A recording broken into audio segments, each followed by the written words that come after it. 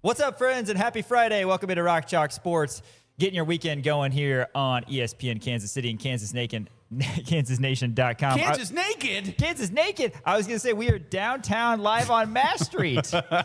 Yes, we are. You like that? We are downtown live on Mass Street. We never thought that we would be doing this show live on Mass Street, working for Union Broadcasting. But here we are. We were actually specifically told that. Yeah, state-of-the-art studio here on Mass Street. It's been a lot of fun. Coming up on a year here at Kansas Nation, and pumped to continue keeping this thing rolling as we've got, of course, our daily Rock Chalk Sports podcast. We've got a great selection on the Kansas Nation Podcast Network. Stay tuned in the next few weeks. We're going to be breaking news for everything that's coming up here this football season, basketball season. Of course, Haney and the Hawks will be back, but we'll have some other special podcasts as well that you can check out, not only live, but of course, YouTube, Spotify, Apple Podcasts, whatever floats your boat there. We will be here. Kansas Nation, and yeah, we're really excited for football season, basketball season. The off season is just about over, and we're going to talk KU football here in the opening segment. It's kind of that weird area where there's a lull and there's nothing going on right now, but you and I can both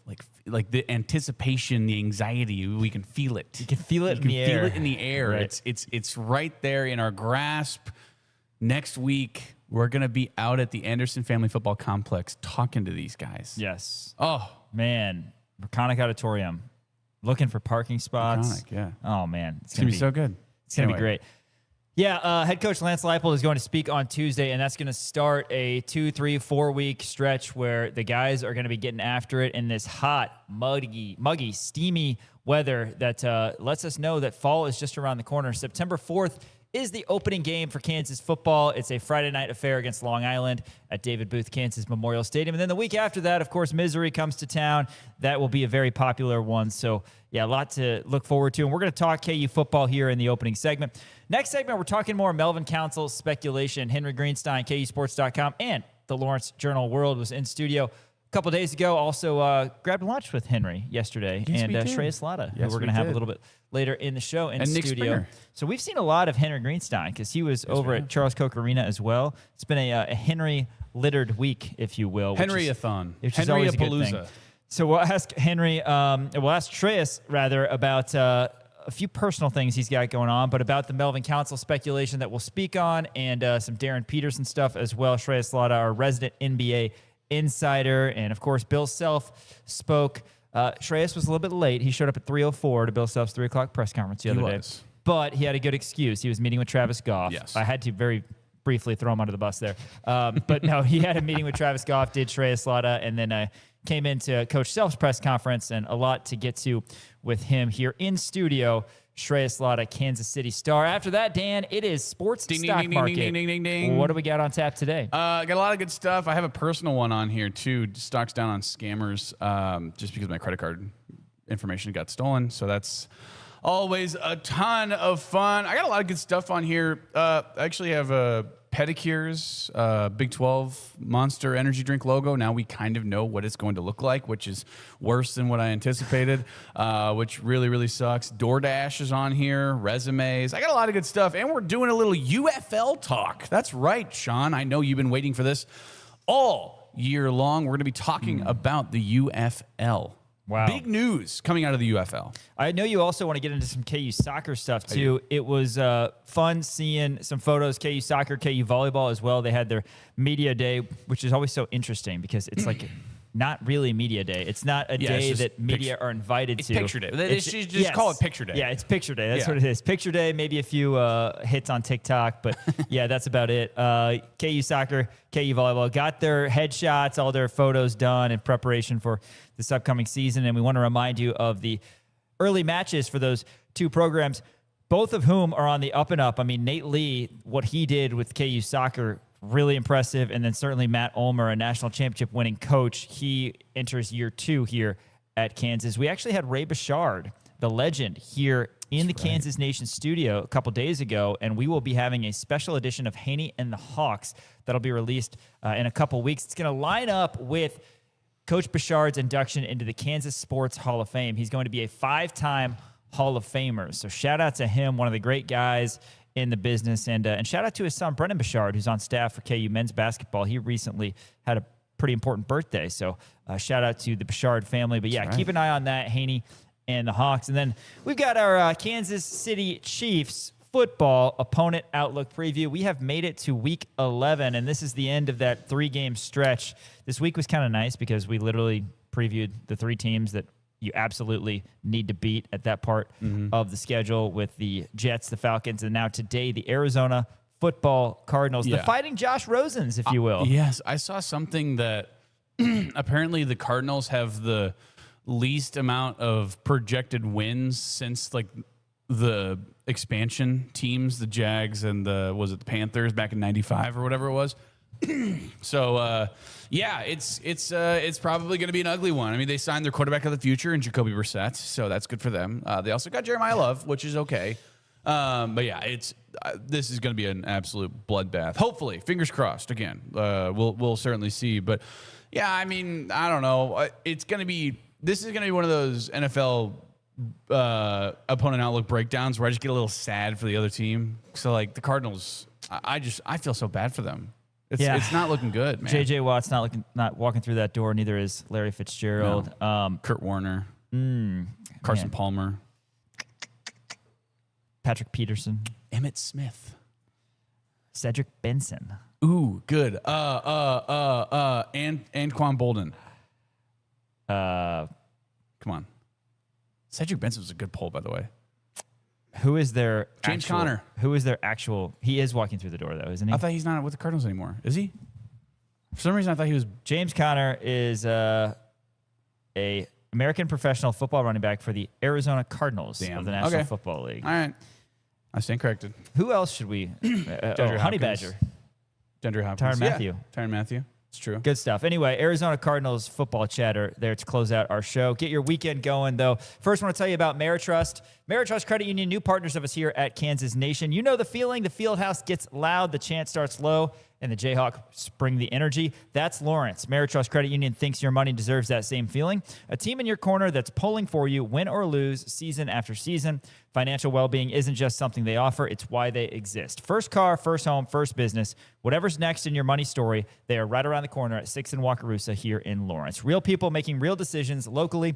Meritrust Credit Union, the official financial well-being partner of Kansas Athletics. Stop by the branch or visit meritrust.org, federally insured by the NCUA. Well, we talked about how next week we're going to go over to the football complex and hear from these guys. I mean, we are officially in it to where we're going to be seeing our colleagues. We're going to be seeing the players, the coaches now for a long time. And the last time we saw these guys was the spring, and you got to chat with some of them. Of course, you know, getting to know some of them, you got to chat to with some of the newcomers, but not everybody was on campus yet. We did get to hear from guys like Najee Cox and Nick McMillan a little bit, and you spoke to him a little bit at the Good Game event, Meet the Team tour a couple weeks ago. But the last time that we saw Kansas football as a full team was that heartbreaking loss to Utah to close out the season.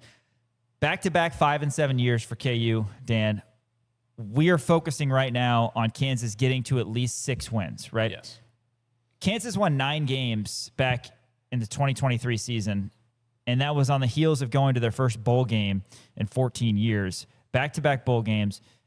The trajectory of this program, everybody was thinking, all right, we're on the up and up. You and I first started our show together following that 9-4 bowl winning campaign, and we're looking at the schedule that next season. We're thinking, all right, we got Jalen Daniels, we got Devin Neal. There's a lot of wins on this schedule. I mean, it was not out of the realm of possibility that Kansas team won 9, 10, 11 games. It didn't work out. And kind of the unfortunate, whether it was playing tight or whatever it was that happened, a lot of unfortunate circumstances led to Kansas going 5 and 7. You had the issue at Illinois with the pick 6 before the half. You had the UNLV game where you were unable to pick up the football. It was a weird year in general because you were playing at Children's Mercy Park. You were playing at Arrowhead Stadium, not executing down the stretch. And unfortunately, some of that kind of leaked into the next year, which was last year, where Kansas, again, really struggled closing games. And ultimately what you're left with is 2 5 and 7 years when Kansas football right now, kind of the bar with where KU football is seen nationally, you got to get to at least 6. And I think that's undoubtedly the goal. Yes. Do we want to win 10 games and be in the Big 12 championship game? Absolutely. But you got to get to at least 6. So your thoughts on that and what it's going to take for Kansas holistically to find a way to get back to a bowl game for the first time in 3 years? Yeah. I will say this. If Kansas wins 2 games in 2024, one in 2024 and one in 2025, if they win 2 extra games, we're singing a whole different tune, partner. And there's a lot of games you can point to in those seasons. Exactly, because it's a game of inches, right? I mean, you can look at, the first one that comes to mind is Trey, and I love Trey Lathan, but just the Trey Lathan, missed interception where, they wind up going down and scoring again. Or, the red zone interceptions in the Utah game last year. I mean, you look at the fumble Ruski in the UNLV game 2 years ago, right? I mean, all of these things can accumulate to where if literally I'm going to say like 2 individual plays go your way, you're singing a different tune because Kansas goes to a bowl game for 4 straight years for the first time in program history. That's the biggest, that would be like the biggest accomplishment ever. We'd be singing a whole different tune. Nobody in the stratosphere of college athletics will be talking about, Lance Leipold hot seat, or, what is Jalen Daniels' legacy, or, this or that, right? Because that stuff wouldn't matter because you would go to 4 straight bowl games, right? So 2 plays, it's a game of inches. It is absolutely a game of inches. So, yeah, it's heartbreaking, and that's football. Football is a heartbreaking sport. It's also a romantic sport. That's what makes it a beautiful game. You know what I mean? So I just wanted to put that out there, is that Kansas was very, very close. Now, you can actually pinpoint and look at the different things, because you look back at the 2024 season where, yeah, you said it was a weird year. You were playing in Sporting Park. You're also playing in Arrowhead. But you had 3 straight victories against ranked opponents, right? With BYU, Iowa State, and Colorado. And as trying as those years were, yeah, that says something about Coach Leipold and his staff and Absolutely. the buy-in that these guys have. 2-6 in the dumps in a season where some picked you to win as many as 11 games. You're 2-6, best case scenario, you win your next 4, and the 3 that you have staring at you are against ranked teams, and they win all 3. That says something. The guys continue to play. You and I remember specifically having the conversation of like, man, we're going to be 2-9 like after that stretch. And then, like, maybe you beat Baylor. And then turns out the exact opposite happened, where you beat those 3 teams. And then you wind up losing to Baylor in the last game of the season. And you wind up going 5-7.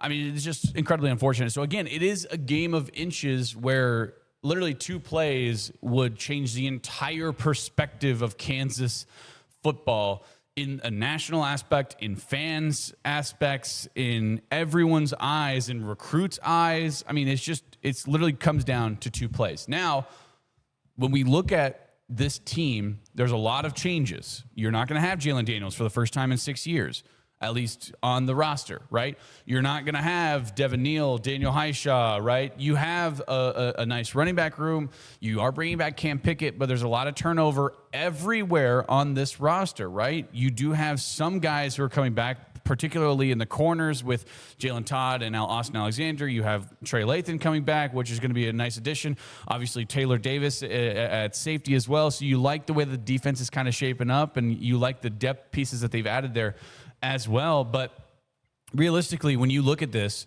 you're in year 2 of DK McDonald. You expect, and I'm not saying you hope, you expect him to get a lot better. And I certainly think that he will. He will get a lot better. DK McDonald will.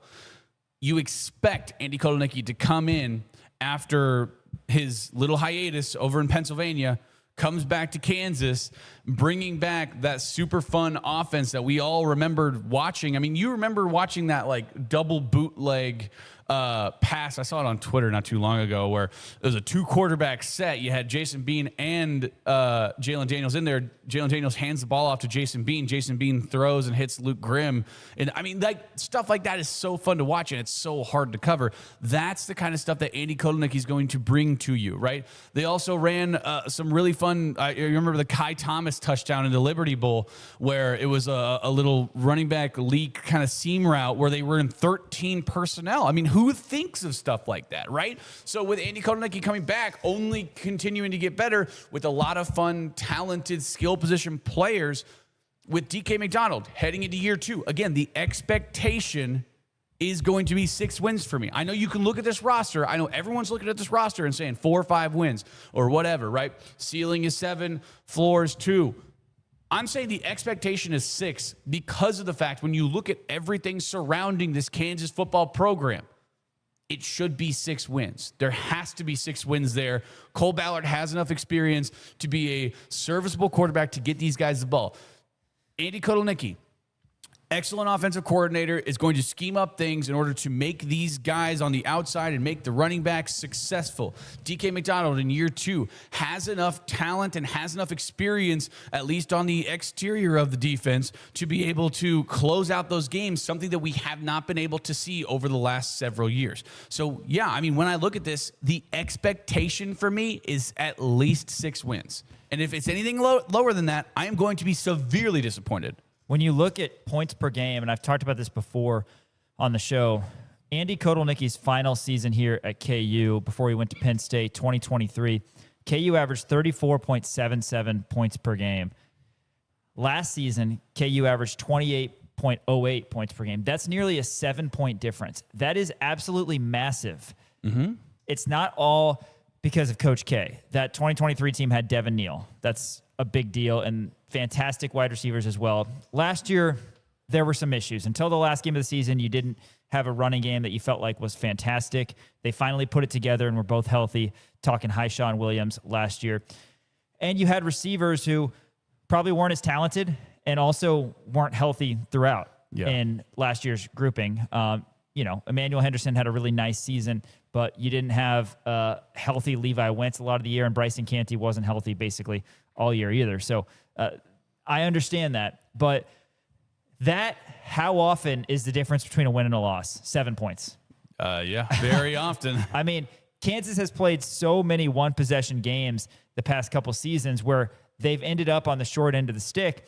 And yes, some of it is the luck factor like we've talked about. I brought that up when we were talking about the BYU game from a couple years ago, how Kansas was the unluckiest team in the country, literally by the luck factor at 3-6, and BYU was the luckiest team in the country, 9-0. And, as fate would have it, a muffed punt is what helped KU win that game in Provo. The pendulum swung. Yes, but, there is something to be said, I think, for making your own luck. You can't not pick up a fumble against UNLV. And we probably never would have thought, watching that game at Children's Mercy Park a couple years ago, that 2 years later we'd still be referencing it. But that's how much it stings, and that's how much, I don't want to say that play defined the next 2 seasons of Kansas football, but that's one that a lot of Jayhawk fans remember because that UNLV team, who ended up being good, by the way, they shouldn't have come in and beaten Kansas even at a soccer field in Kansas City, Kansas, right? KU was wearing the Nighthawk uniforms, and they were all set for a fantastic season. You're thinking, okay, 3-0, you beat UNLV at home. I think you were decent favorites in that game. And then you go to Illinois,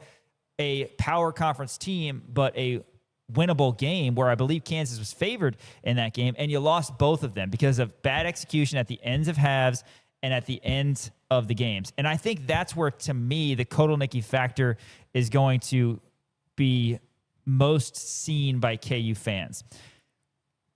It's the players that are on the field. We talk about that a lot. Bill Self's not out there shooting threes, right? If they're missing threes, what do you want him to do? He drew up the play. Yeah, a coach can only do so much. He is not out there.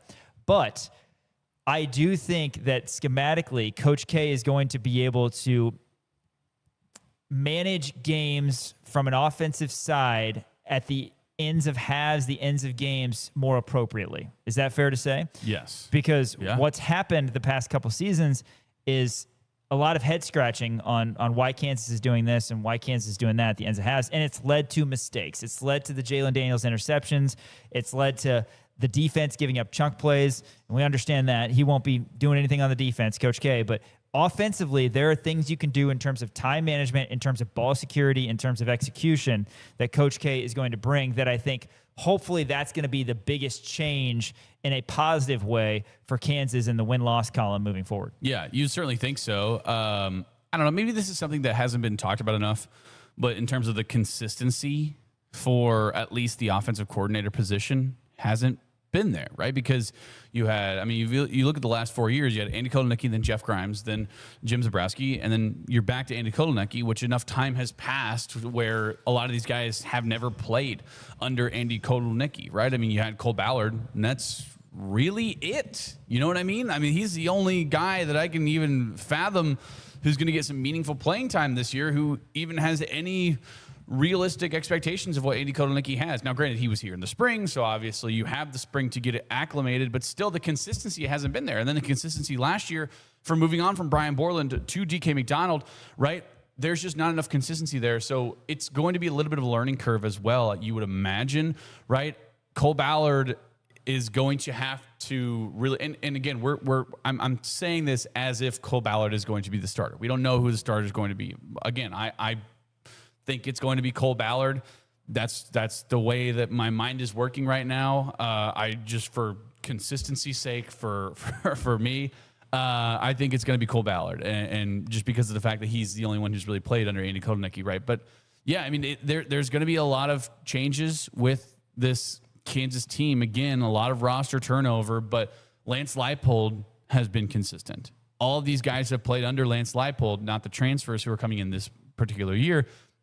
But that's where the consistency comes from, is Lance Leipold. Yes, you have different offensive coordinators, you have different defensive coordinators coming in, but at the same time, you do have a little bit of consistency there with Lance Leipold. They understand how he likes to run his style of football, right? And you know, I don't know. When you look at this roster, I think it's very important to get off to a hot start, and it's going to be, again, a little bit of a learning curve going under Andy Kotelnicki, because there's going to be a lot of guys who have never seen anything like this before. I mean, you think Nick Morrow and Yasin Willis and you know, Najee Cox and Nick McMillan have played in this style of offense before? Absolutely not, because there's going to be weird wrinkles. So there's going to be a little bit of a learning curve. That's why you're happy the fact that you have Long Island first, but then you have Mizzou, right? Then all of a sudden you have Arizona State, which is going to count as a conference game. So you have to get off to 2 hot starts there. You have to beat Middle Tennessee State. Hopefully you're 3-1 exiting that, heading into conference play. It's going to be a tough conference season because, again, you only have 3 home games in conference play. So you have to be able to win on the road as well. That's been one of the biggest things, I think, for this Kansas team, is they haven't been able to close out games on the road, which has been really unfortunate. This is going to have to be the season where they have to figure that out. And again, the expectation is that they do figure that out. Home games, non-con, Kansas gets all 3 of them at home. So yeah, you feel good about that. You know, everybody looks at Missouri as the game, but Long Island, Middle Tennessee need to be wins. And then, you know, say you beat Missouri because you get them at home. Then your home games in conference play, Baylor, UCF, BYU. Take the road games out of it right now. Kansas should go 5-1 in those games, in my opinion. I understand that that's an optimistic outlook. Maybe 4-2 is more realistic, but Kansas has had success against BYU. I understand they were in the Big 12 championship game last year. You look at BYU as one of the more difficult games you have, and they've got a good sophomore quarterback and Bear Bachmeier coming in. Kansas beat BYU in 2023, and then they went to Provo and beat them in 2024. Baylor is going to be a middling team. UCF is going to suck. They're not going to be good. They should be maybe a 6-6 team, right, at best. You need to beat Baylor and UCF. So if you beat Baylor and UCF, and then you beat Long Island and Middle Tennessee, again, that's 4-2 if you lose both of those, what would be perceived as the hardest games. 5-1, I think, should be a realistic goal at home for Kansas. And then you've got games on the road that you feel okay about. And again, it probably depends on what side of the bed I wake up on that day, on how I'm going to view this season. But Arizona State is a neutral site game. Okay, you should go into that game thinking you've got a 50% chance of winning that game, right? And it comes down to those key plays that I talked about, particularly at the ends of halves, to determine if you win that game. West Virginia's not going to be good. That's a game Kansas should expect to win. Go to Morgantown. We have no idea what to expect of Oklahoma State. That's the last game of the season. I think they're going to be bad. You and I both agree that they've been incredibly overrated because their whole team, they have 90 new players, and most of them are from North Texas. Some of our colleagues are really bullish on Oklahoma State, and I get it. North Texas scored 1 million points last year, and they had Drew Mestemaker, and he's coming over and being the quarterback for Oklahoma State. But there's a lot of turnover, a lot of new guys there. It's a bummer, I would say, that Kansas doesn't get Iowa State or Colorado this year because those teams are not going to be very good. Everything that we think, they're not going to be very good. And it's strange that you don't get either of them. But, again, at West Virginia, I don't know why people are looking at that as a loss. So we can go on, but there's definitely a world where Kansas wins 7-8 games, just kind of off the top of my head speculating right there. Yeah. But excited to see what this offense can do. And a quick thing on the wide receivers, too, because we focus so much on the running backs. The running backs, I think we both agree that Yasin Willis is going to get a lot of run, and he may end up being your bell cow just as kind of your primary tailback. It's going to depend on the set. It's going to depend on the formation. But Dylan Edwards is going to be on the field, too. Mm-hmm. So that's two really good players that you've got. But at wide receiver, I think the ceiling is higher than it was last year. We never really got to see what Bryson Cansey could bring because he was injured all year. Levi Wentz had a couple nice moments, and then Henderson, we knew, he was a flash coming in, and he was a flash when he's here. But in terms of build, Nick McMillan and Najee Cox look good. Mm-hmm. I mean, they are good-looking players. McMillan, a guy who I think has the speed but still has more size than Henderson did. And then Cox is a guy who I think is going to be as physical as more physical than any of the guys last year. Yeah. And maybe even more physical than Skinner, Grimm, and LJ Arnold. So that's two really physical receivers that you like on the outside. And I'm excited about the tight ends as well. But wide receiver, I think Kansas has Big 12 caliber athletes, and that's going to be big. And hopefully whoever the quarterback is trusts those guys, and those guys make plays. 100%. And I don't know. You can stop me if I'm wrong about this. I am more bullish on this group of three guys than I have been, maybe more so than the big three of Skinner, Grimm, and Arnold, right? Because of the fact that you have Nick McMillan coming in. He was a top 25 receiver in terms of yards last year in the nation, right? Najee Cox, I think the one thing that you can point at as a fault in his game is the fact that he doesn't get his body low enough whenever he comes out of routes, which, again, could lead to stumbling and different things. But you look at the high point aspect of it. You look at the physicality, the yards after catch that Najee Cox is able to provide you, right? Just the size that he has alone, the hands that he has. I mean, he is a true, legitimate, potentially number one, and he's a damn good number two receiver. And then you have Cam Pickett coming back. And we know Cam Pickett had a little bit of a lull in the middle of the season last year, but what we saw out of Cam Pickett was incredible, right? We know he has the ability to make an impact, not just in the receiving game, but everywhere on the field is Cam Pickett. So I'm very bullish on this group of three guys, and I think I like them more than I like the big three of Arnold, Skinner, and Grimm. Because if you remember, Arnold really disappointed in that last year, right? Skinner was fast. He was a burner down the sideline, and Grimm was really that possession guy, right? Skinner had some big drops, which hurt. That's the thing. Skinner had some massive drops. Oh, he had that.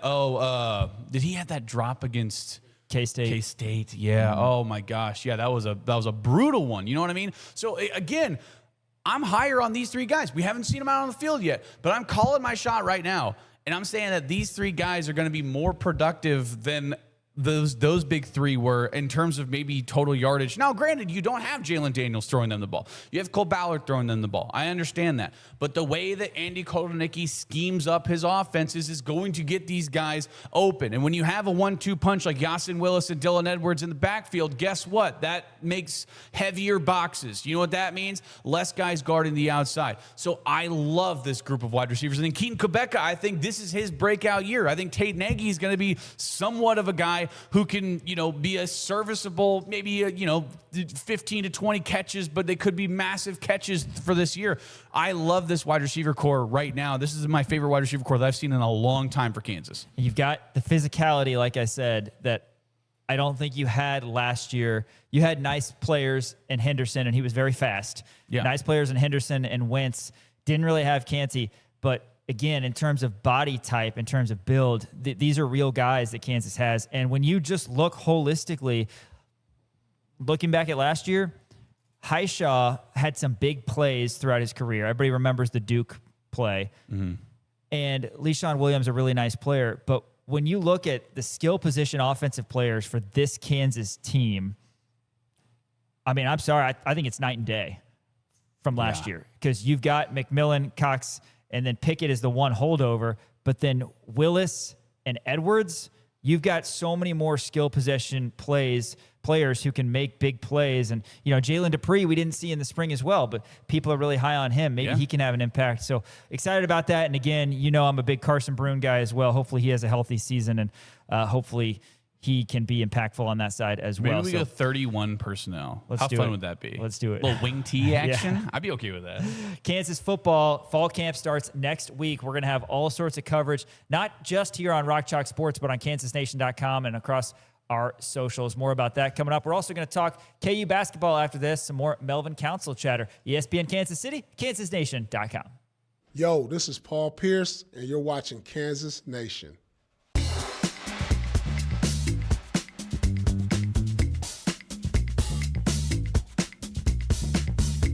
Celebrate the summer with savings at Crown Toyota. BZ models, 0% APR with a $500 cash incentive. RAV4 models, 4.99% APR. 2026 Toyota Tacoma, 3.99% APR. Get into a 2026 Tundra for 2.99% APR.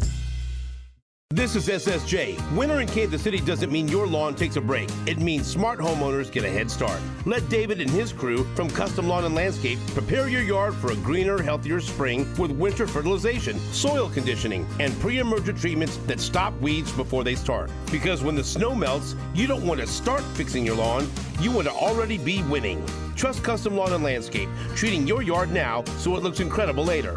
Visit CustomLawn.com to schedule your winter services today. You work hard and play hard. With a new Can-Am side-by-side from Heinen Outdoor Power Equipment, you can haul, tow, and hustle from dusk to dawn without slowing down a bit. Get one for a lot less during the Can-Am Fresh Deals for Summer event, going on now through July 31st. Save up to $1,500 on select 2026 Can-Am Defender models. Hardworking, low maintenance, and built to take a beating. And the prices are hard to beat right now at Heinen Outdoor Power Equipment in Lawrence.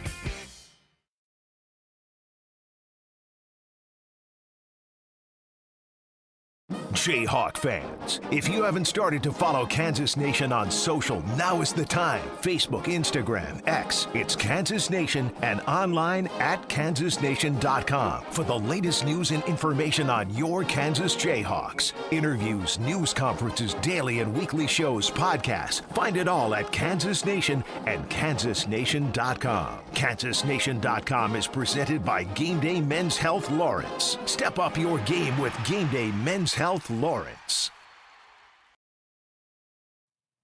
Welcome back to Rock Chalk Sports here on kansasnation.com. What a interesting couple weeks it's been, Dan, and it's been great being able to keep Jayhawk fans up to date on all things KU. And, we didn't necessarily think that it was going to be because of the basketball tournament, but it has been. You had a couple trips to Manhattan. We went down to Wichita on Monday.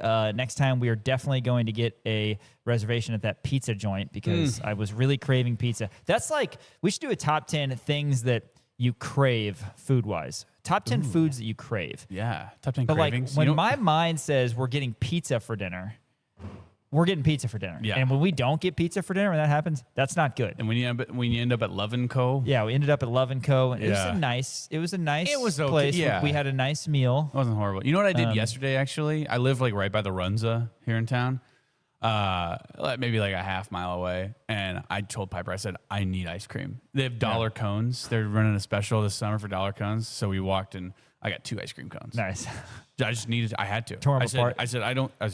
I need to go. Did you get some Frings as well? Runza's good, man. They've got It good is burgers. good. It's good. I love Runza. Yeah. Shout out to Mr. Brewer over there from Nebraska. Is Nebraska that native. Runza's like a Nebraska thing, right? Yeah. Yeah, Nebraska, Wisconsin. And then Pizza Hut's Wichita, right? Yeah. But no, we went there because I was like, I said I need to get an ice cream cone because I just need it in my belly right now. And so we made a compromise that if we go get ice cream, we had to walk there. Just so I can burn off the calories. Yeah, of course. So naturally I got 2. Right. Well, you are walking there and walking back. Yeah, well, so exactly. I'm it like at works a out. net neutral after that. It's Perfect. good. Everybody wins. But anyway, yeah, Kansas Nation at the Kansas Nation, Twitter, TikTok, Instagram, YouTube, and Kansas Nation on Facebook. Dan, we have had a lot of great coverage on that, and that's going to continue throughout football and basketball season. We've got a lot of cool things, like I said in the open, regarding podcasts we've got here at Kansas Nation. But during the season, give us a follow if you don't already, because we're going to have behind-the-scenes coverage. We're going to have press conferences. We're going to have exclusive interviews, all sorts of stuff. Yeah, absolutely. And, post-game press conferences with players, coaches, we're going to try to get some exclusive stuff as well. And, we're going to really be upping our content on all of our social media platforms too. Not just football, basketball, but we're talking women's soccer, women's basketball, volleyball. I mean, everything, you name it, like, we're going to be there. We are going to be covering it if it involves Kansas athletics. So be sure to give us a follow. Twitter, Instagram, TikTok at The Kansas Nation, I believe on YouTube as well. Kansas Nation on Facebook. So check us out everywhere, and then also listen to all of our shows on all platforms everywhere: YouTube, Spotify, Apple Podcasts, SoundCloud, Stitcher, maybe. I don't know. I'm sure we're on there. I know we have it distributed everywhere. So be sure to check out all of our shows. Sean and I's included in there, but also, we have Haney and the Hawks, Between Two Fountains with Greg Gurley and McShafer, Inside KU with Laney Boger. A ton of great content for you guys.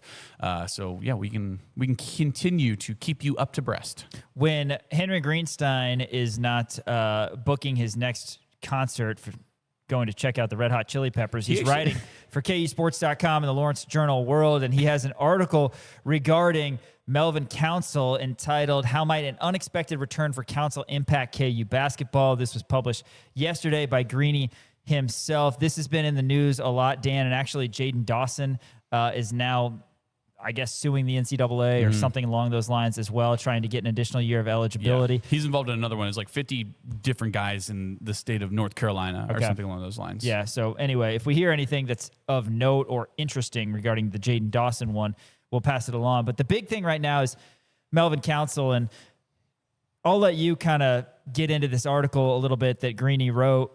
Basically, Council, who is 24, played a couple years at JUCO and, a couple years D1, trying to get an additional year of eligibility.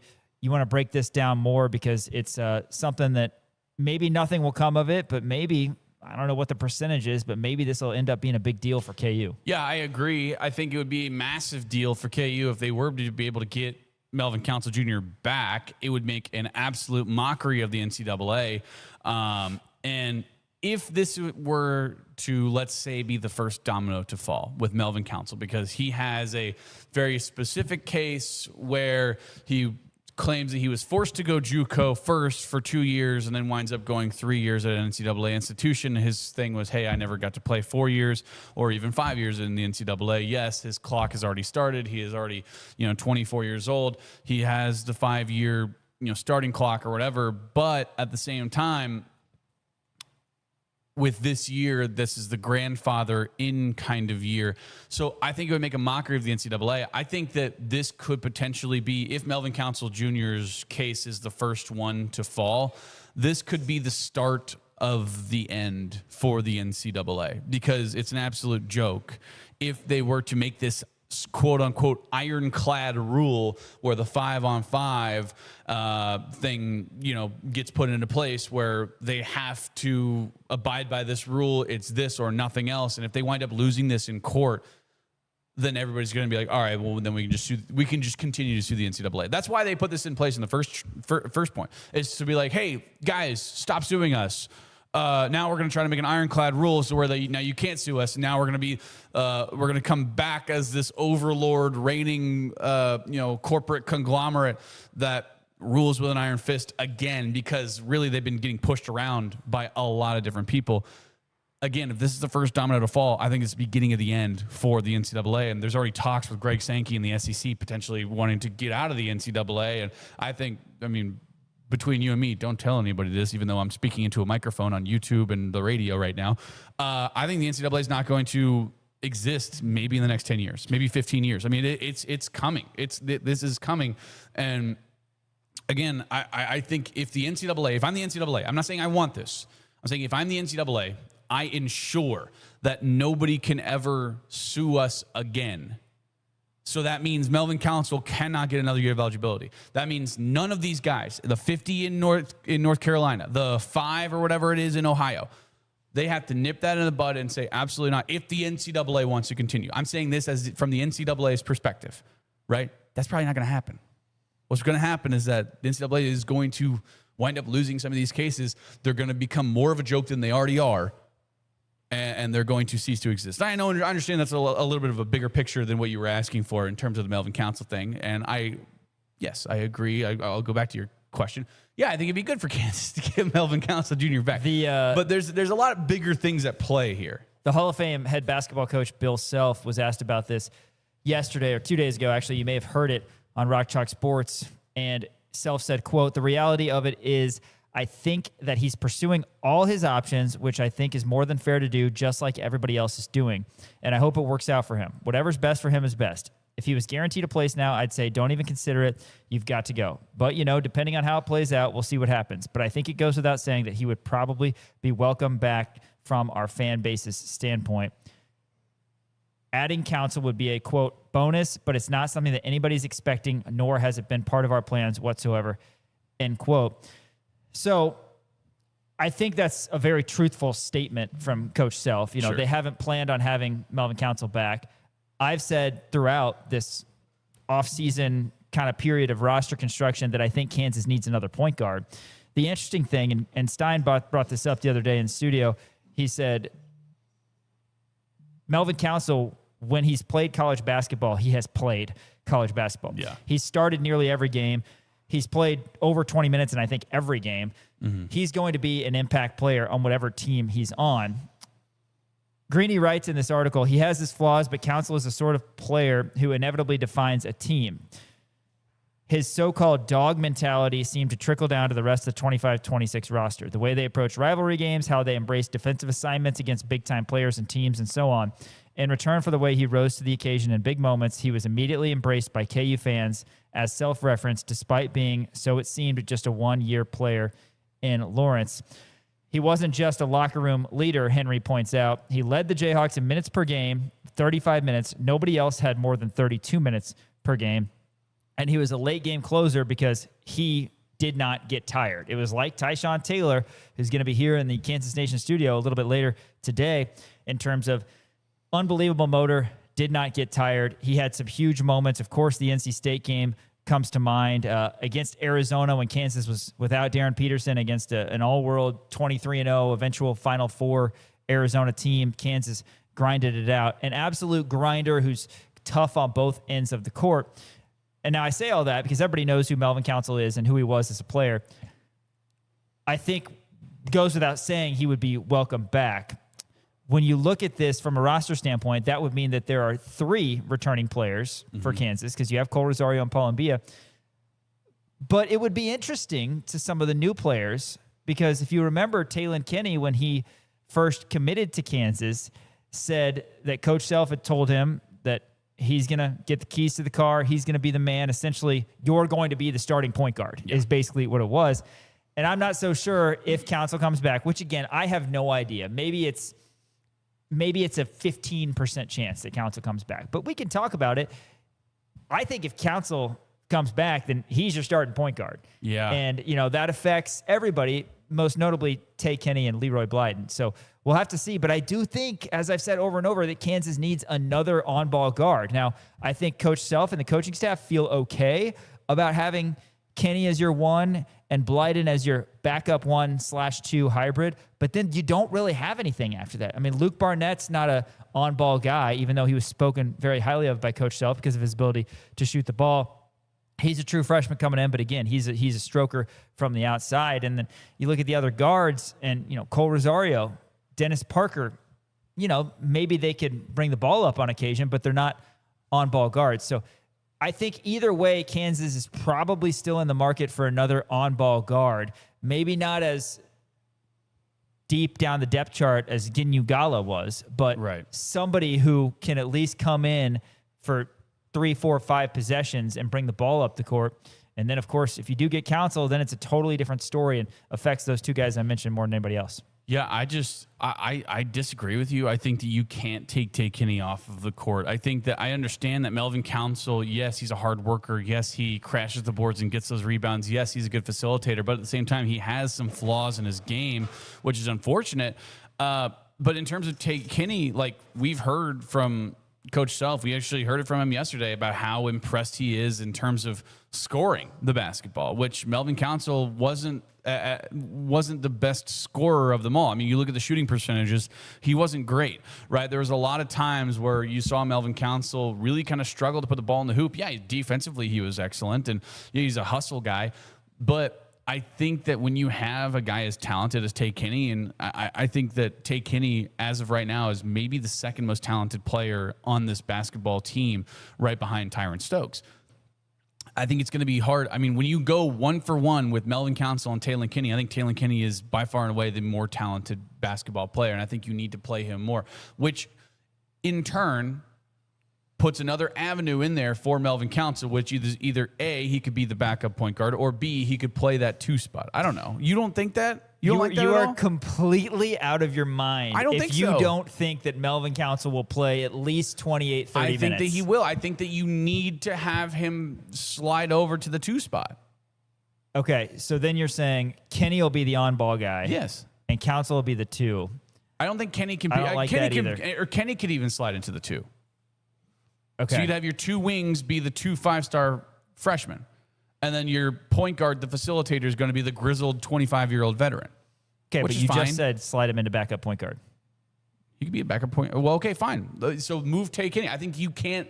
The way that I'm phrasing this is essentially you can't. Blyden's You the one on the cannot bench in your mind. You cannot take Tay Kenny off the floor. Blyden's the one on the bench Correct. in your mind. Okay. Correct. So that changes things then from Council being the backup point guard. Because if he is on this team, which again, I don't think it's going to be highly likely that he's on this team, but if he's on this team, that's 30 minutes of guard play that Melvin Council is out there of the allotted. You know, if you're counting Biggs as getting 80 minutes of the 200, then 120 of the minutes for the guards now is down to 90 of the current guys on this team. Right. So I don't know, but again, everything that Council's done and the fact that Bill Self has his guys and Council is a Bill Self type player, there's just no universe where he doesn't play 30 minutes a game. I know. I understand that. That's why I'm saying if you need to have, I think you need to have both of them out there. I don't think you sit Tay Kenny because Tay Kenny is, again, the second most talented player on the basketball court at all times whenever Tyron Stokes is out there. If Tyron Stokes ever winds up on the bench, Tay Kenny is going to be the most talented player out there. He's more talented than Melvin Council is. I think it would be important to have Melvin Council be the facilitator, yes. So that's why you slide Tay Kenny over to the 2 spot. You do have an embarrassment of riches at your 2 and kind of maybe 3 spot, right? With Cole Rosario, with Leroy Blyden, with Dennis Parker Jr., right? You have a lot of guys who could potentially be rotational guys. But again, if you're looking at the starting guys, the impact guys, the guys who are going to be playing 25 to 30 minutes a game, it's got to be Kenny and it's got to be Tyron Stokes. Okay. And then go ahead and put in Melvin Council at the point guard spot. I'll ask about the 3 then, because I'll assume you've got Dawes at the 4 and B at the 5. And then if you have Council and Kenny at 1, 2, so who's your 3? Stokes. Oh, are you saying move Stokes to the 4? So Stokes is okay. Yeah. So Stokes is the 3. Sorry, I was saying if Dawes is the 5 and Stokes is the 4. Sure. I got you. If Stokes is the 3, I think and you've got Council and Kenny there, that is too many buckets on the bench.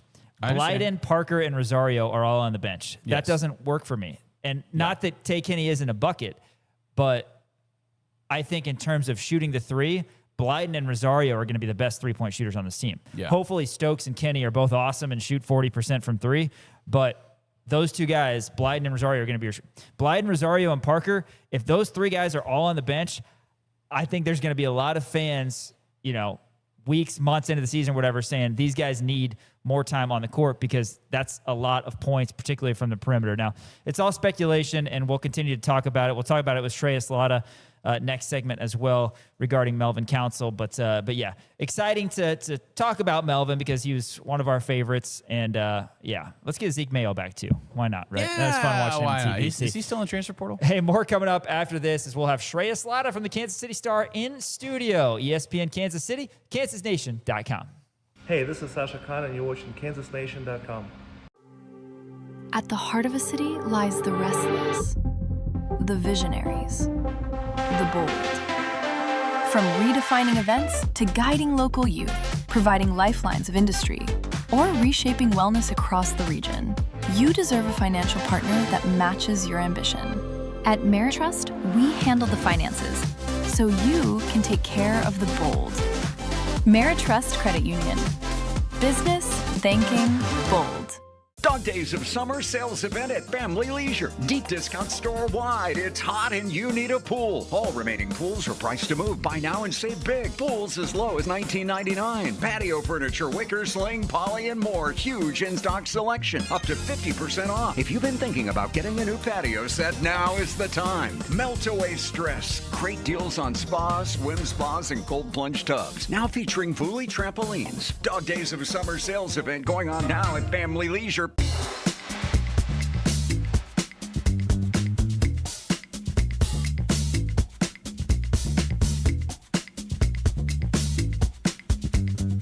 Get 0.9% APR or a $3,500 customer bonus on 2026 Atlas models. 2026 Atlas Crossport 3.9% APR or $3,500 customer bonus. 26 Tiguan models now 1.9% APR or a $2,500 customer bonus. Jayhawk fans, if you haven't started to follow Kansas Nation on social, now is the time. Facebook, Instagram, X, it's Kansas Nation, and online at kansasnation.com for the latest news and information on your Kansas Jayhawks. Interviews, news conferences, daily and weekly shows, podcasts. Find it all at Kansas Nation and kansasnation.com. Kansasnation.com is presented by Game Day Men's Health Lawrence. Step up your game with Game Day Men's Health Lawrence. With Jayhawk Checking from Central Bank, Jayhawk fans can carry their pride wherever they go with the official Jayhawk debit card, a simple way to show school spirit every day. As the proud community banking partner of the University of Kansas, Central Bank is committed to serving Jayhawk fans with banking options designed for real life, on campus, at work, and everywhere in between. Learn more about Jayhawk Checking and the exclusive debit card at jayhawkchecking.com. jayhawkchecking.com. Central Bank, the proud community banking partner of the University of Kansas. Member FDIC. Let's bring on Shreyas Laddha from the Kansas City Star here in studio. Shreyas, thanks again for coming in. A lot to get to here as football season is almost upon us. But we've been talking last segment about the Melvin Council Jr. news. And, I've kind of been saying a lot as we look at this roster, and Kansas has been linked to some big men the past month or so since their last was an addition to this roster. Not concerned, but wouldn't hate in addition to, the floor general on-ball point guard room, if you will. Needless to say, who knows what the percentages are that Melvin Council comes back to Kansas, but he would be a welcome addition on that front. Your thoughts on this story in general, what Bill Self said the other day about it. I don't know if you want to give a percentage that it actually happens, but as it relates to next year's roster. Yeah, I think he'd be a good addition to the team. I think we were talking about this off air a few days ago. I like the idea of Melvin Council coming back. I don't like the idea of Melvin Council starting over Taylor Kinney.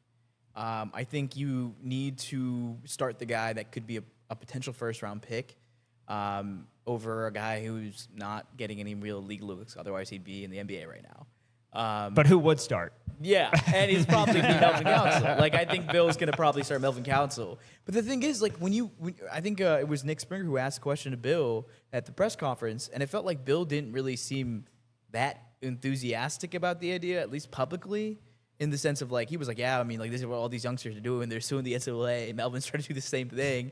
It seems like he's trying not to get his hopes up about the chance of Melvin Council coming back. But I'm sure they welcome it. But it just kind of throws all the rotations and stuff like that a little out of whack. And does that mean a guy like Tay Kinney, who's a potential first-rounder this coming year, turns into a bench guy? Or are you moving Leroy Blyde into the bench and you're starting Melvin Council and Tay Kinney?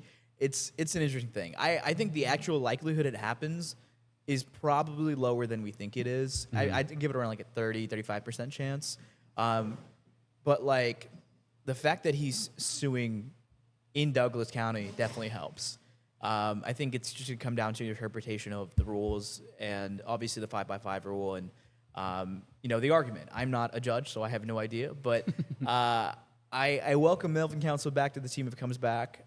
I don't love the idea if he's starting and he's probably going to be starting if he comes back. So, yeah. Yeah, that makes sense. Well, if I need any legal advice, you're the first person I'm not going to text. Shreyas Laddha from the Kansas City Star joins right now. And another interesting one, I just saw it. I haven't looked too far into it. But, a massive piece from Kansas's team last year, Jaden Dawson, also suing in North Carolina as well, along with like 50 other guys. I mean, I talked a little bit about this, and maybe I need to, sit down and actually form a thought about it because I like to ramble sometimes. But is this the beginning of the end for the NCAA? Because the NCAA is trying to rule with an iron fist of this 5-5, and that's the rule regardless, whatever. And then now everyone's going to start suing, and if they start winning these lawsuits, then it goes, okay, well, now the NCAA can't do anything, even though they've already tried to implement a quote-unquote ironclad rule with the 5-on-5. In your eyes, is this, like, if these lawsuits, if Melvin Council wins, if the guys in Ohio win, if the guys in North Carolina win, is this the beginning of the end for the NCAA? Because we already know, like, Greg Sankey and a number of different people have already talked about, like, the SEC. Like, they might want to explore their options in terms of leaving the NCAA. I mean, what are your thoughts on that? I mean, I think it puts a lot of pressure on the NCAA to have some more ironclad rules in the sense of, like, 5-by-5 actually having a real impact.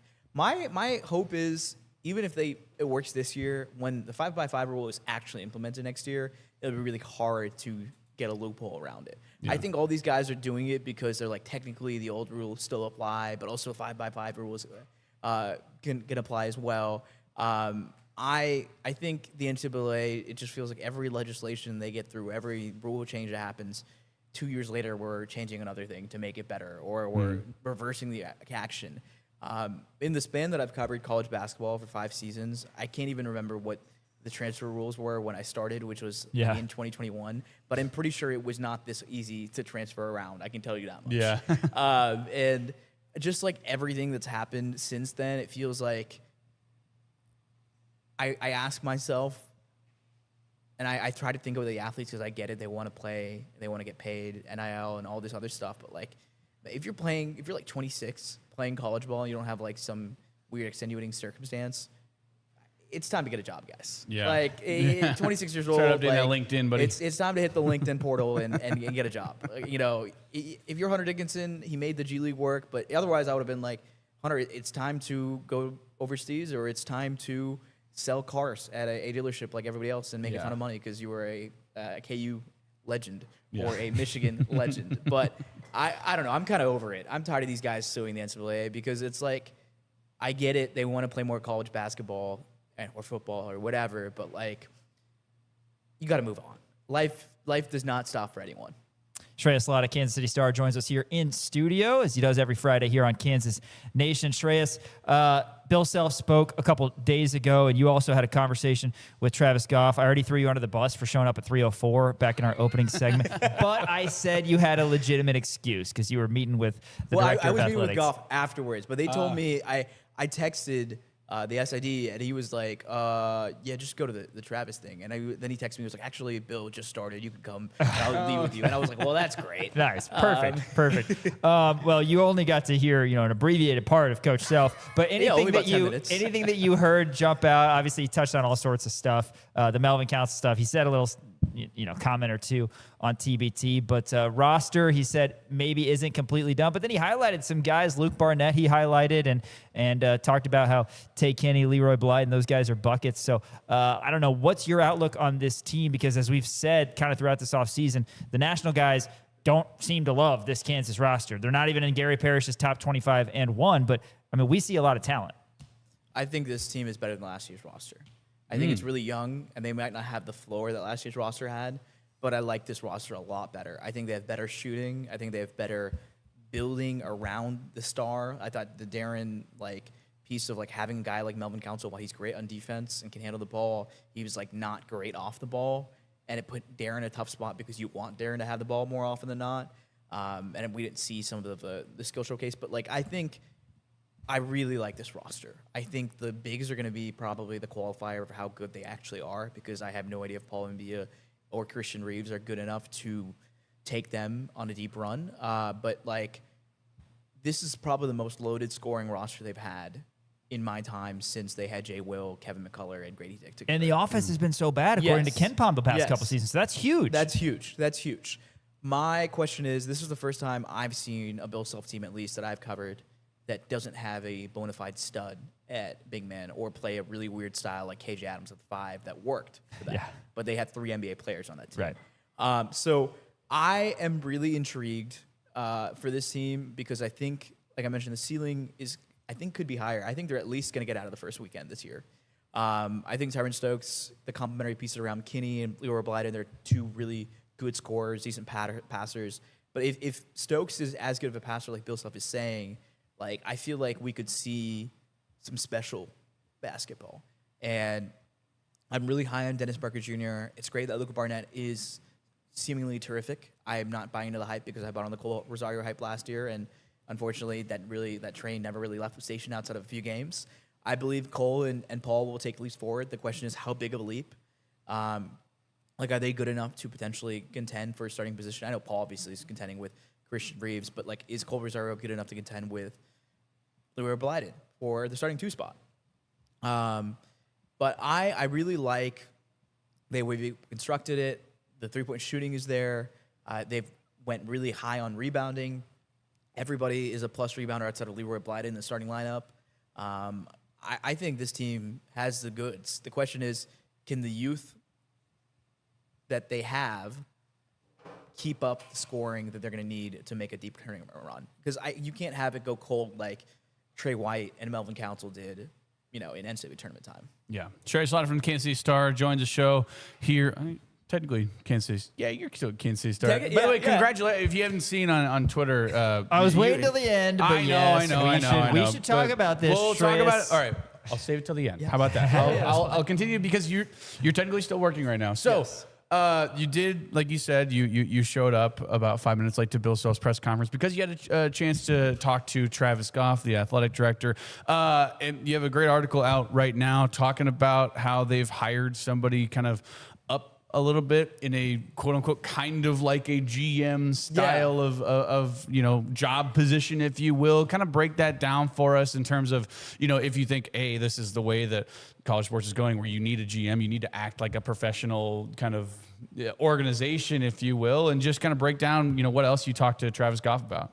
Yeah, I think it's kind of like a front office style role. They're trying to help build. Like they've been interviewing a lot of professionals from different pro franchises. I'm curious to see who they hired. Travis said they were going through background checks, but they have a verbal commitment from that person.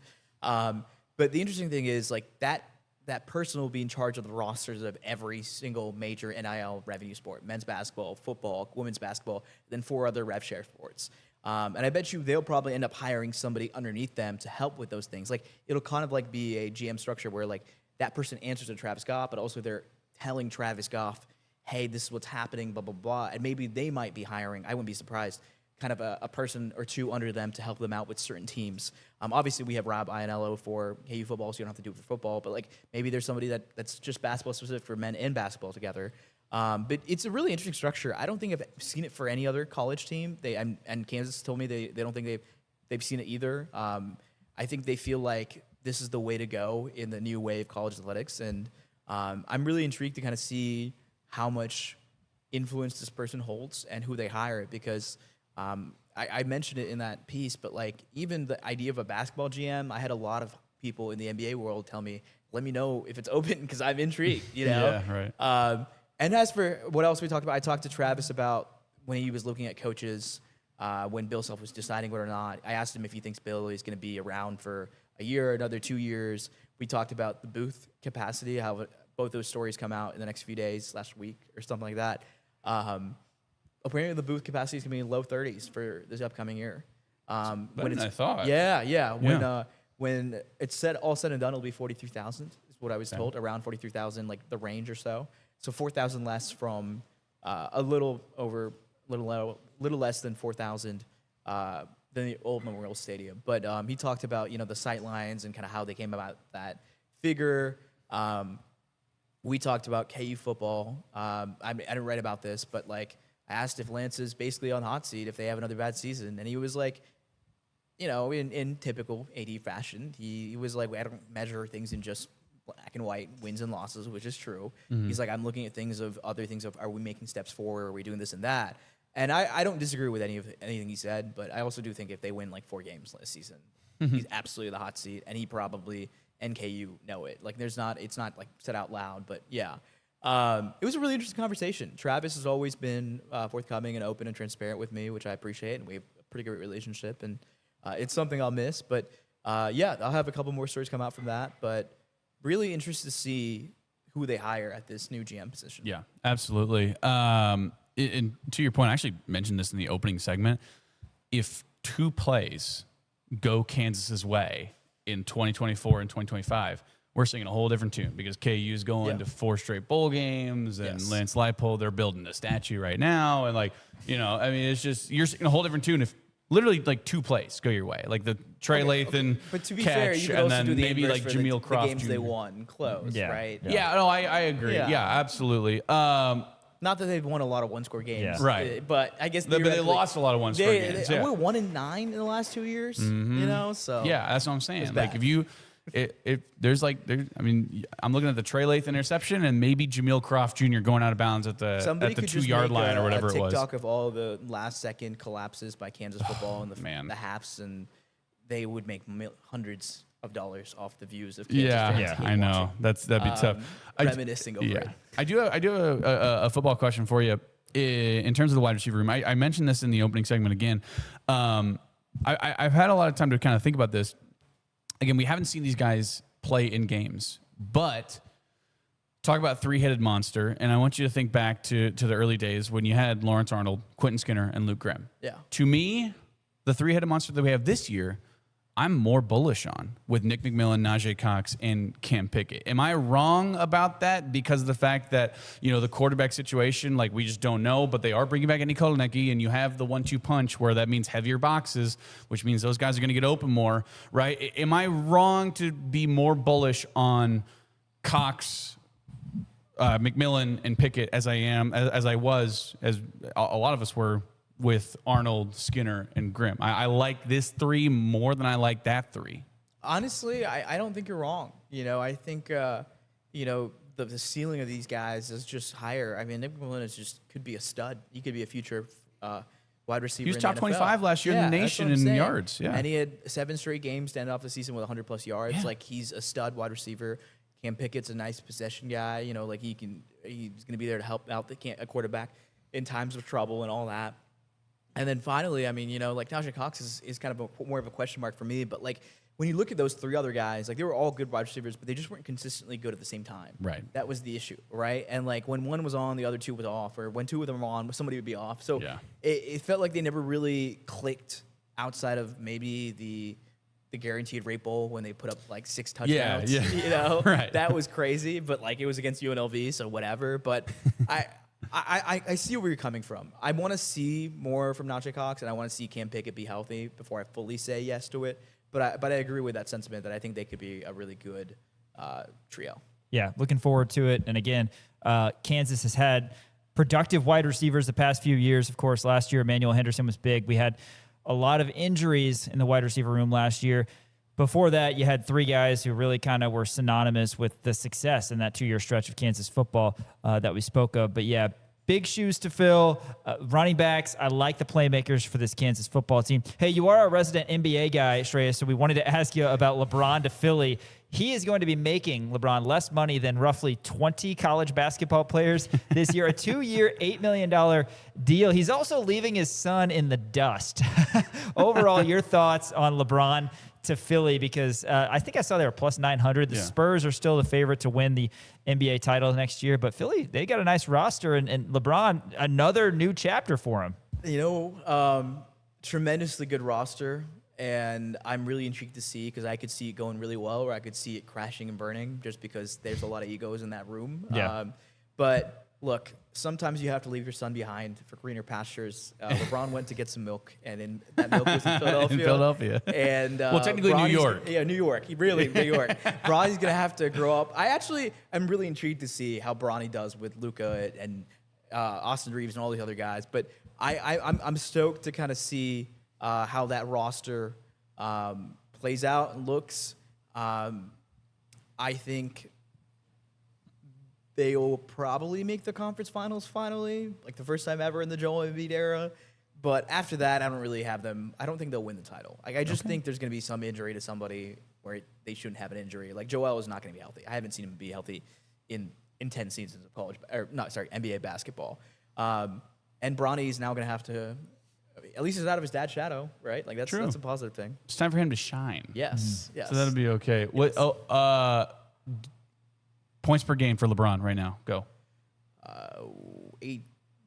18. Yeah. 18. Yeah, as a 40-something-year-old. I mean, that's about what I would have said, too. He's just he's a special monster. talent, to say the least. Monster. Shreyas, we don't want to break your news of your next step, but you did go on Twitter a little bit earlier today and mentioned that you're closing down your chapter of the Kansas City Star. We want to say congratulations. We're going to miss you here on Kansas Nation, but if you want to give a reflection of your time at the KC Star covering KU, some ups and downs from an athletic department standpoint for KU, but you do great work for the Kansas City Star. We're going to miss you around here. Guys, I'm going to miss hopping on with you guys and talking ball on and off the radio waves. And, I'll be texting you guys plenty about different things going on. But it's a surreal moment. I've been here almost 4 years, and this is the longest I've stayed anywhere in my 20s. And, it's weird to leave a chapter that I was I really enjoyed covering Kansas. And I really enjoyed covering KU basketball and football. And I've made some lifelong friends like you guys and at the Star. And, I fell in love with Lawrence and Kansas City. It was probably my favorite place I've lived in since college has ended.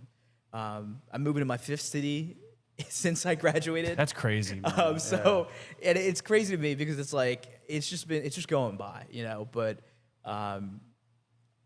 the emotions are slowly hitting every time I do these things that are last. And I'm I think it'll really hit me when I'm making the drive down from here to where I'm going to. But obviously I mentioned in the thing that I'm chasing is I'm covering an NBA team and a player that KU fans are well familiar with. So I'm excited about that.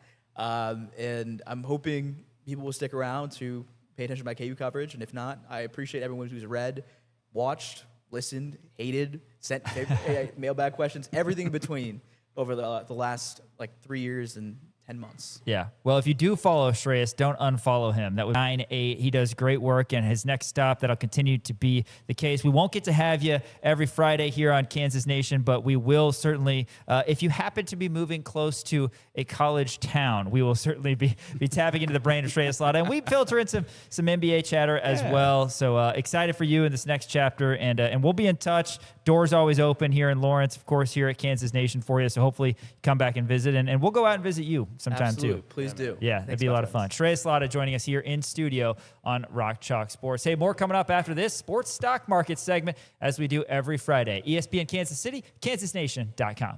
I'm Keith Langford, and you're watching kansasnation.com. Dog Days of Summer sales event at Family Leisure. Deep discount store-wide. It's hot and you need a pool. All remaining pools are priced to move. Buy now and save big. Pools as low as $19.99. Patio furniture, wicker, sling, poly, and more. Huge in-stock selection. Up to 50% off. If you've been thinking about getting a new patio set, now is the time. Melt away stress. Great deals on spas, swim spas, and cold plunge tubs. Now featuring Fully trampolines. Dog Days of Summer sales event going on now at Family Leisure.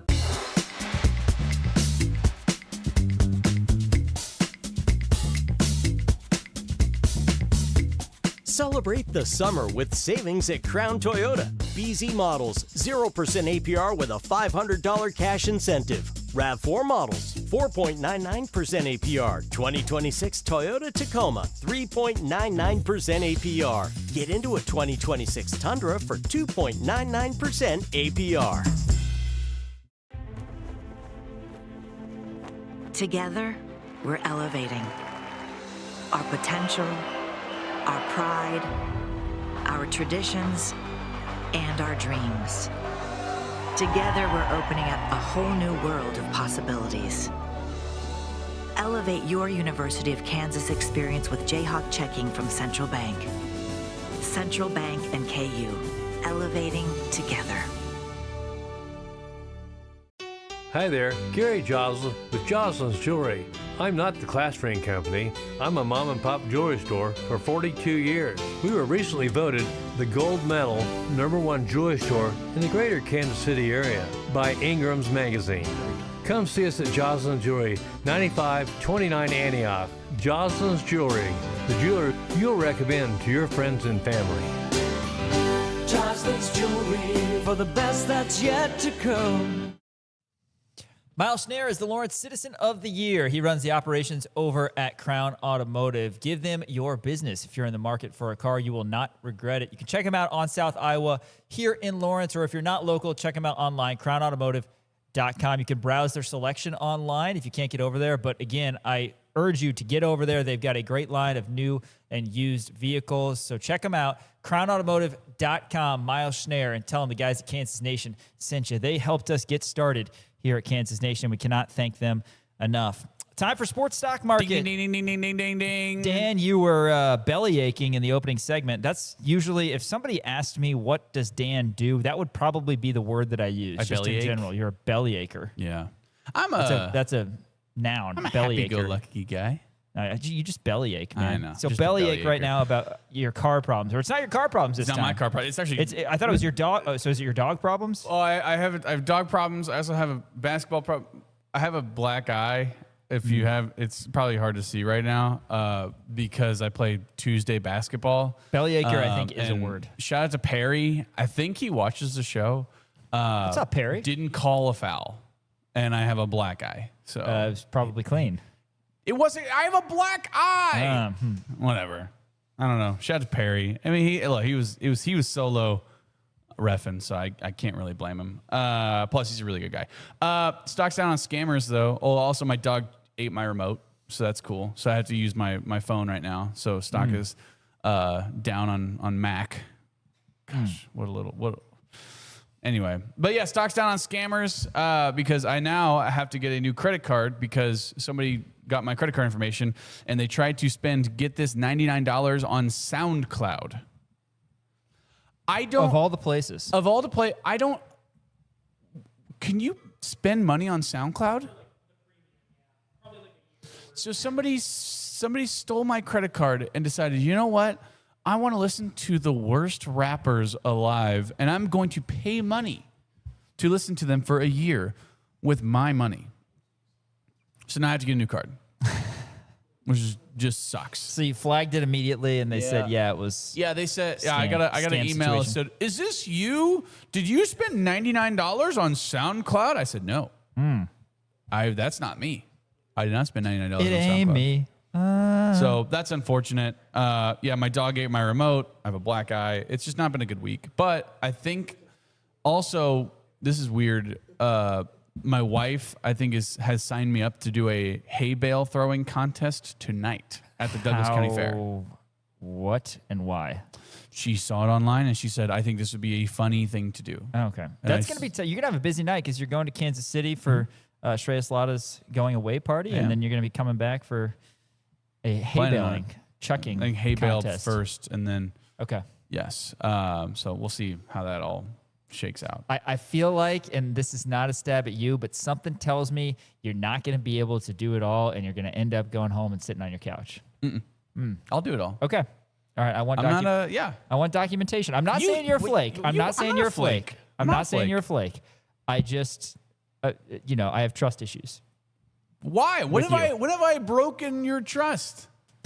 I got a busy week this Saturday, and I'm going to hang out with you on Saturday. We have a lot of segments in the future that we can do on this. I'm breaking down my whole Saturday. I'm spending 2 different sections of my Saturday with you. Why don't you make it just the first section?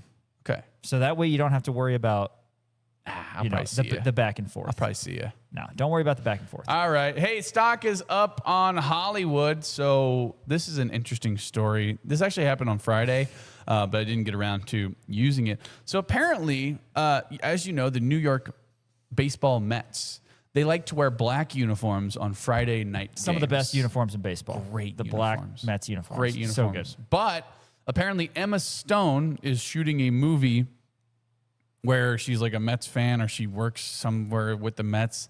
So she was at Citi Field during this game, which in turn, the Mets decided, hey, so for the movie, they needed the Mets to wear their like classic white and pinstripe jerseys. So they changed they have been very consistent in wearing these black uniforms every Friday night game, except Hollywood made them change their uniforms to the white pinstripe jerseys for a Friday night game. That's kind of ridiculous. That's kind of, I mean, like, shout out to Hollywood. It's for some movie. It's coming out in like May of 27. It's called The Catch. Don't know what it's about. I know it has Emma Stone in it. I bet it's about baseball and has Emma Stone in it. Yes. Yeah, it has Emma Stone. It's about baseball. Did you ever see Fever Pitch? No, I didn't. Really? Tyler, did you ever see Fever Pitch? With Ben Affleck and see, but that's somebody. It's a Red Sox. It's a Red Sox baseball movie. It would not be on the top 10 sports movies of all time. Okay, that's good. We need to do that still, by the way. Yes. But yeah, I didn't know Hollywood had that kind of pull to like be like, because like they've done that before where like they've been like in the crowd and like they did a thing. I remember like Will Ferrell or Mark Wahlberg or somebody did a thing at halftime of like a Pelicans game. But like to actually change the uniforms that the team is wearing for the game, I didn't know they had that kind of pull. Emma Stone's got that kind of pull, man. That's what I'm saying. Stock is up on Hollywood. Hopefully the Mets go back moving forward to their Friday night black uniforms. So good. They should, because they are awesome. I love a good black uniform, man. I don't know why. Unless you're Misery. Remember like like this classic, I guess this probably would have been like Carlos Beltran era, where like the Royals black jerseys. Oh, the yeah. sleeveless ones. Oh, my God. I liked those. Loved them. I loved them. They were Loved really them. good. They were Those so really good. Speaking of the Royals, stock's up on bad timing. I don't know if anybody saw this yesterday, but this is Royals baseball 2026 to a T.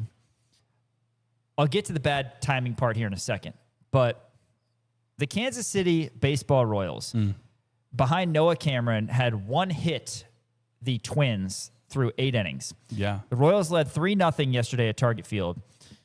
Go to the bottom of the 9th. Lucas Urseg comes in. First 2 guys get out. Royals are up 3-0. One hit. They've only given up 1 hit all game. One it's out going to be a left. complete game shutout. Bottom of the 9th, bases empty, 2 outs, up by 3.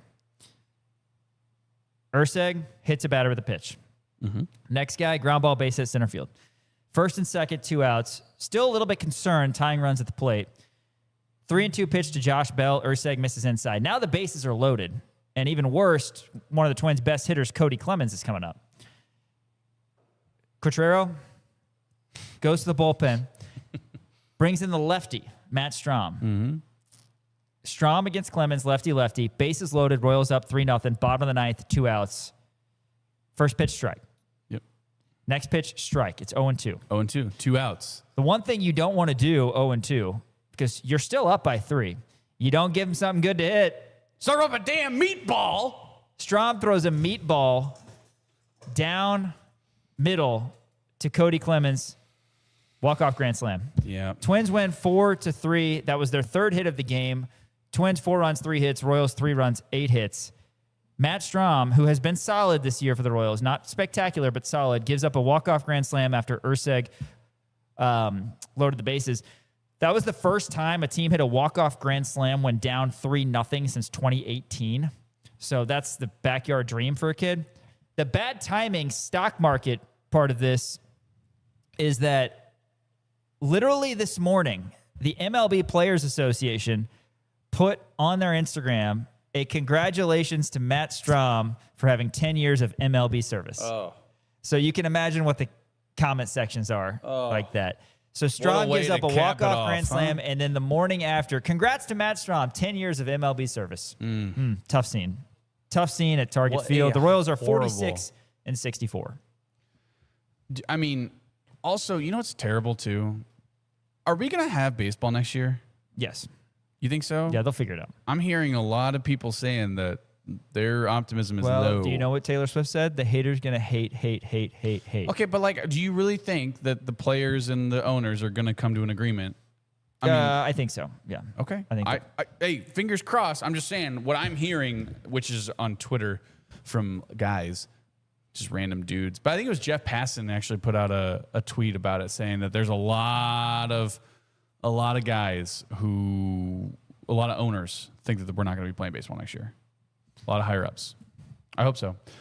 Hey, stock's down on UNLV because they did something not great. I guess it was just like wording, which was, I think, bad. So UNLV, as you know, this whole NCAA now is just a money game, and everyone needs funding to get a basketball team or a football team or whatever. UNLV put out a tweet that said, D1 basketball team for sale. Said things you can buy for $10 million. Said a Bugatti, Jane Birkin's Birkin bag. You can buy an Embraer Phenom 300E, which is a private jet. You can stay in the mission room at the Biblios for a year. You can buy a house in Vegas, or you can buy 4 Richard Mille Nadals, which is a watch. Or you can spend $10 million, and this is, again, per UNLV basketball, said, the UNLV Running Rebels are one of the most iconic brands in college basketball, a program with a national championship, Final Four legacy, and a home in the fastest-growing sports city in America. With Las Vegas hosting an NBA Summer League, the 2028 Final Four NBA franchise on the horizon. Rebels sit at the center of it all, and according to head coach John Pastner, for $10 to $12 million, it can all be yours. So they're putting out there, hey, we're selling the UNLV basketball team for $10 million. Incoming statement. And then shortly afterwards, statement from UNLV head coach Josh Pastner. I want to clarify my recent comments regarding support for UNLV men's basketball program. The Running Rebels are not for sale, and my reference to an owner meant to highlight the level of resources, sponsorship, and overall support needed to compete in today's evolving college athletics landscape, not to suggest that anyone could own the program. The program belongs to UNLV, its students, alumni, fans, and the Southern Nevada community, and it always will. I understand what he was doing. But also, like, if you're, how much do you think the Kansas basketball team would be worth if it were to be sold? Oh my God, I have no idea. I mean, you're talking close to a B, right? Close to $1 billion. A lot of value there. A lot of value there. A lot of value. A lot of value there. UNLV, they're selling. And granted, they're not selling it, but $10 million? I mean, come on. That ain't good. I'm really interested in this next one that is related. We get from UNLV to Illinois. Shout out to former opponents of Kansas football. Also, shout out to Glenn Kinley. I am surprised. Yes, Glenn Kinley, friend of the show. He covers Illini athletics up there in Champaign. Formerly of KSNT. Talk about this, because this is something that I'm surprised hasn't happened yet. It's 2026. I'm shocked in the age of tailgating. Yes. This has never come about. So, according to Glenn Kenley, again, a friend of the show, we've had him on at least our old show when he was at KSNT, now up in Illinois, where he's from. So, notable development here, the new Illini football video board has 2 monitors on the back of the video board facing outwards. And athletic director Josh Whitman says that they're hoping to show the games on those screens, which would allow fans to watch from the tailgating lots. I mean, literally sounds awesome. Love it. Sounds awesome. Love it. But wouldn't you be concerned that people are just going to do that instead? Yeah. I mean, that's a lot of beer sales you might not get from people that are just hanging out, drinking their own beer. You know what I think they do? Jack up the price on parking. That's what they do. That's what they're going to do. I mean, it costs $50 to park at Illini games. Guess what? Now it's $90. $250. $250. Yeah, $250 if you want to tailgate. That's crazy. Why not? But I love this idea. I mean, that's what it should be about. Like, make the games more accessible and make people go out there. And, like, it's going to be good for the community, right? Because I understand people are going to be parking out there, but, like, people are still going to be going to the games. People are still going to be going into the games. But there's already a massive tailgating community no matter where you are, right? So that's why I think it's important. Like, I don't know why they haven't done this before. I've always said, I don't know if I've said it publicly on the show, on the back of the video board for Kansas, they should put another video board to have people on the hill watch.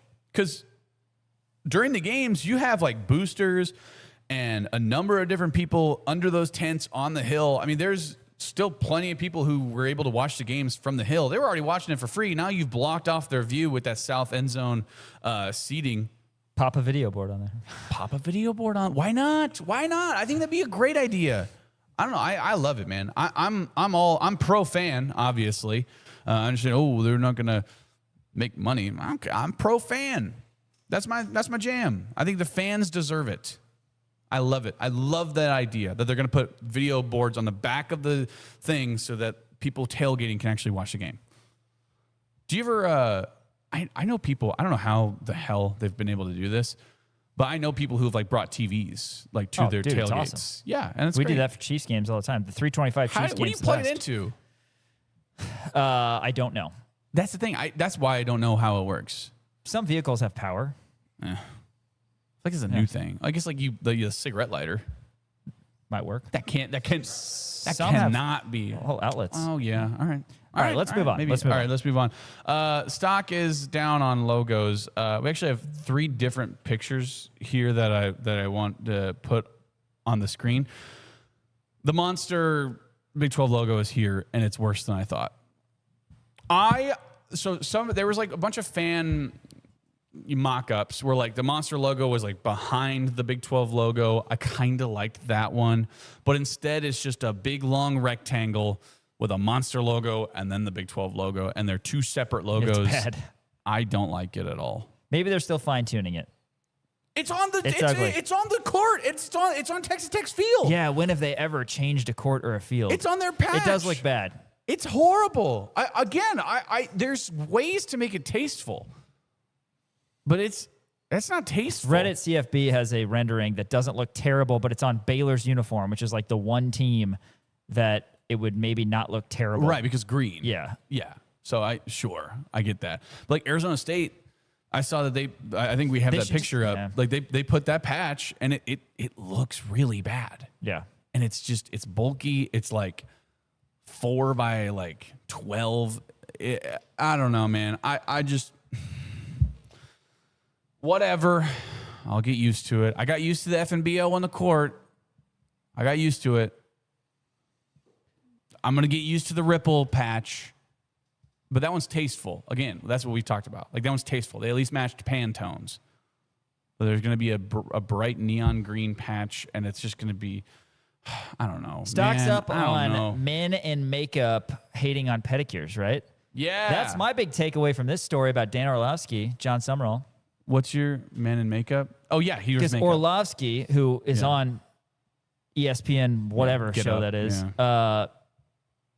Get Up, hating on John Summerall, whose wife put him on blast for getting pedicures, but hating on him, saying that men shouldn't get pedicures. And Dan, I know you get pedicures all the time. I get pedicures all the time. And Orlovsky, who is sitting there with his hair and makeup done, hating on men who Dude, who I get mean, he's pedicures. literally wearing makeup for a show saying men shouldn't get, why? He said, quote, "I am completely against pedicures for dudes. You're a dude. You're not supposed to get pedicures," end quote. Why? But again, it's just ironic because he's wearing makeup. That's the thing. Yeah.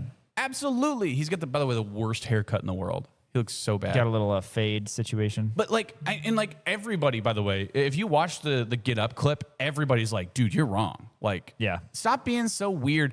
Like, I don't know. Maybe that's what everyone talks about when they say toxic masculinity. Like, oh, guys shouldn't get pedicures. Why? I love pedicures. You don't like being pampered? You don't like having nice looking feet? You don't like getting massages? That's essentially what they do. The massage the calves, put some exfoliating cream on there, clip your toenails.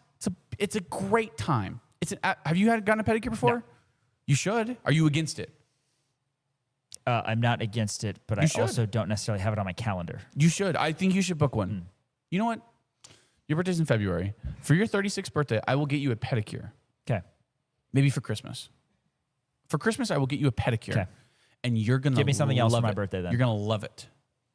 You're going to love it. Do you drink all those Bud Zeros, by the way? No. They're still sitting in the fridge over there. I don't like them. They actually said it's weird. The Bud Zeros kind of like. Man, you're coming up on being able to drink again here. Yeah, tomorrow. Yeah, you've had no beers. Well, I've had a couple. Whatever. Yeah, this is like the world's worst take. So you're not against it, but you've just never had it. Stocks down on Houston and Birmingham. Right, we'll move on. You're doing that thing again, man. You're doing that thing again.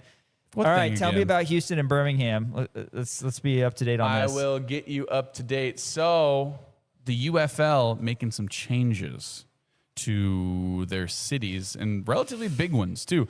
So the Houston Gamblers, which is a UFL team, they have announced the, quote, difficult decision to depart Houston as a part of its strategic marketing realignment and long-term growth strategy. So they're leaving Houston. The Gamblers are. I don't know where they're going. I'm surprised that Houston can't Me too. I mean, man, Were they playing at NRG? it's like a top 5 city in the country in terms of what I'm saying. population, isn't there? Yeah, I think so. Texans are ruling everything, I guess. Yeah, I guess, which makes sense. So maybe they just weren't filling the stadium, and they'll try to go maybe to a smaller market, maybe a place with a smaller stadium as well. But again, this is the strange one. So the Houston Gamblers are leaving. Makes sense. There's an NFL team there, so you're going to be sharing that market share or whatever. But the Birmingham Stallions are also going to be moving out of Birmingham.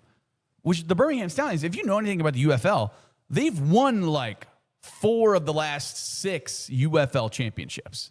Like they are stalwart in the UFL. Birmingham has nothing right now. They don't have an NFL team anywhere near them. Yeah, they have Alabama, but this is the only pro team around. Man, there are not very many UFL teams. Nope, I think there's 8? Maybe? 8, but now there's 6. So, well, they're Right. 2 of them are They're moving, relocating. and I did hear that there is going to be 2 expansion teams as well. One of them is for sure going to be in Oklahoma City, and the second one, not sure where it's going to be. Okay. Move up Brewers to in 10. Omaha.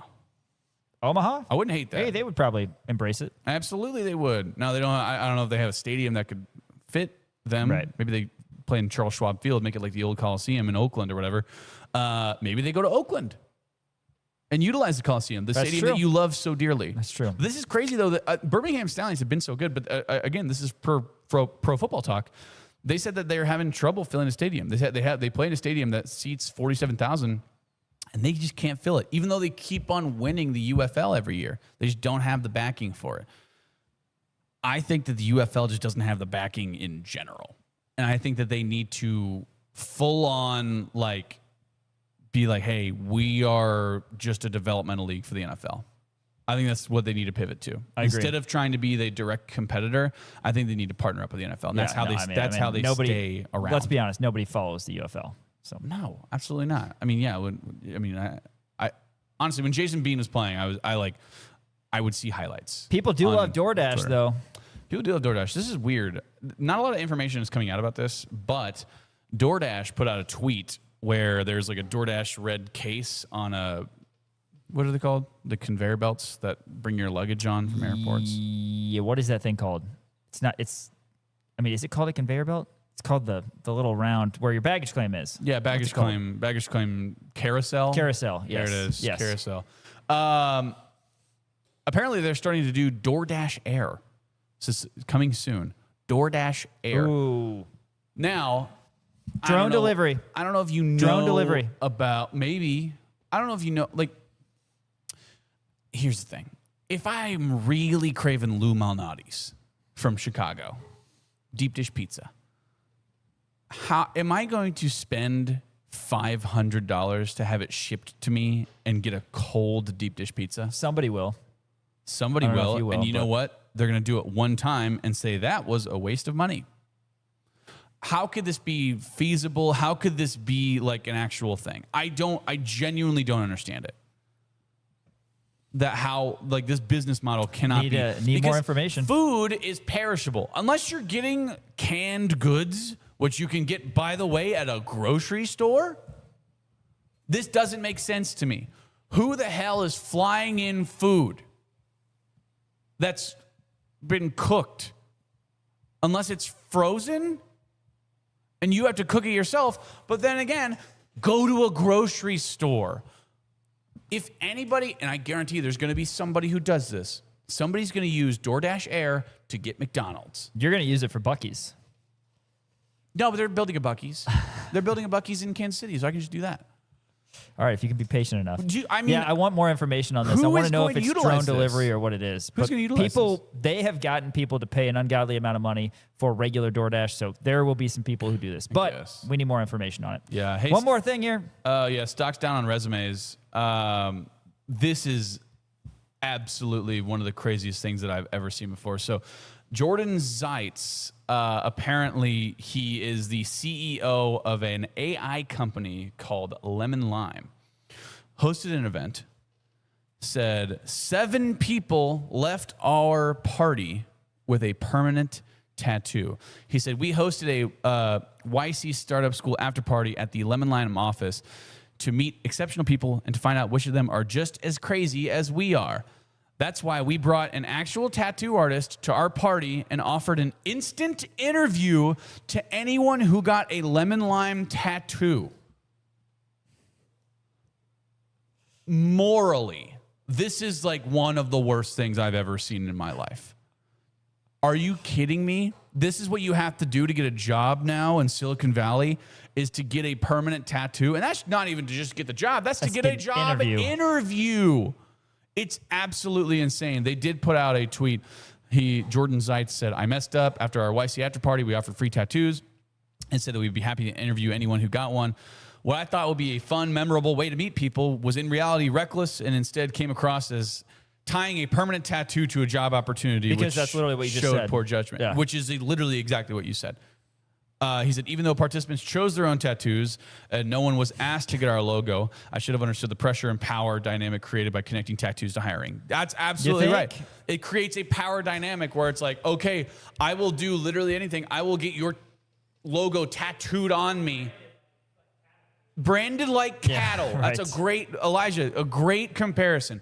Branded like cattle, not even to work there, but to have an interview. It's rough out there, man. It's rough out there. That's sure, not fun. We gave Tyler Brewer a tattoo, but that was more of a hazing thing than anything. And he got the job. Man, Dan Courtwright is Dan Courtwright right here on his today forehead, by the way. Rock Chalk Sports. Hope you guys enjoyed Sports Stock Market. We've got more coming up. We got a Chiefs opponent outlook preview to close out the show, but next, a little KU update. That's all coming up next. ESPN Kansas City and KansasNation.com. What's up, everybody? Dan Peterson. Everybody go check out KansasNation.com.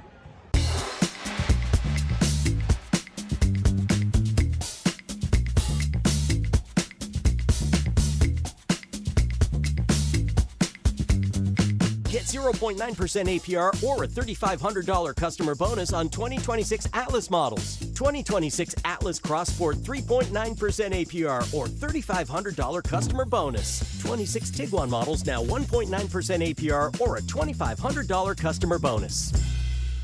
If you want to save a bunch on professional mowers, you better hustle to the Hustler Pro Sales event at Heinen Repair and Heinen Outdoor Power Equipment. Save up to 20% off the regular price of select new Hustler commercial mowers, and 0% financing is available with approved credit. Hustler Fleet Program members can save even more. Offers in July 31st. See them for complete details at Heinen Repair, south of Valley Falls, and Heinen Outdoor Power Equipment in Lawrence. With Heinen, there's always hope for your yard.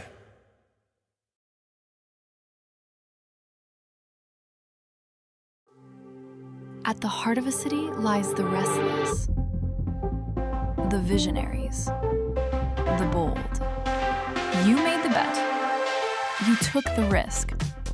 You showed up when nobody else would. Now, success is within reach. The question is whether your finances can keep up with you. From redefining events to guiding local youth, providing lifelines of industry, or reshaping wellness across the region. You deserve a financial partner that matches your ambition. This is where Merit Trust comes in.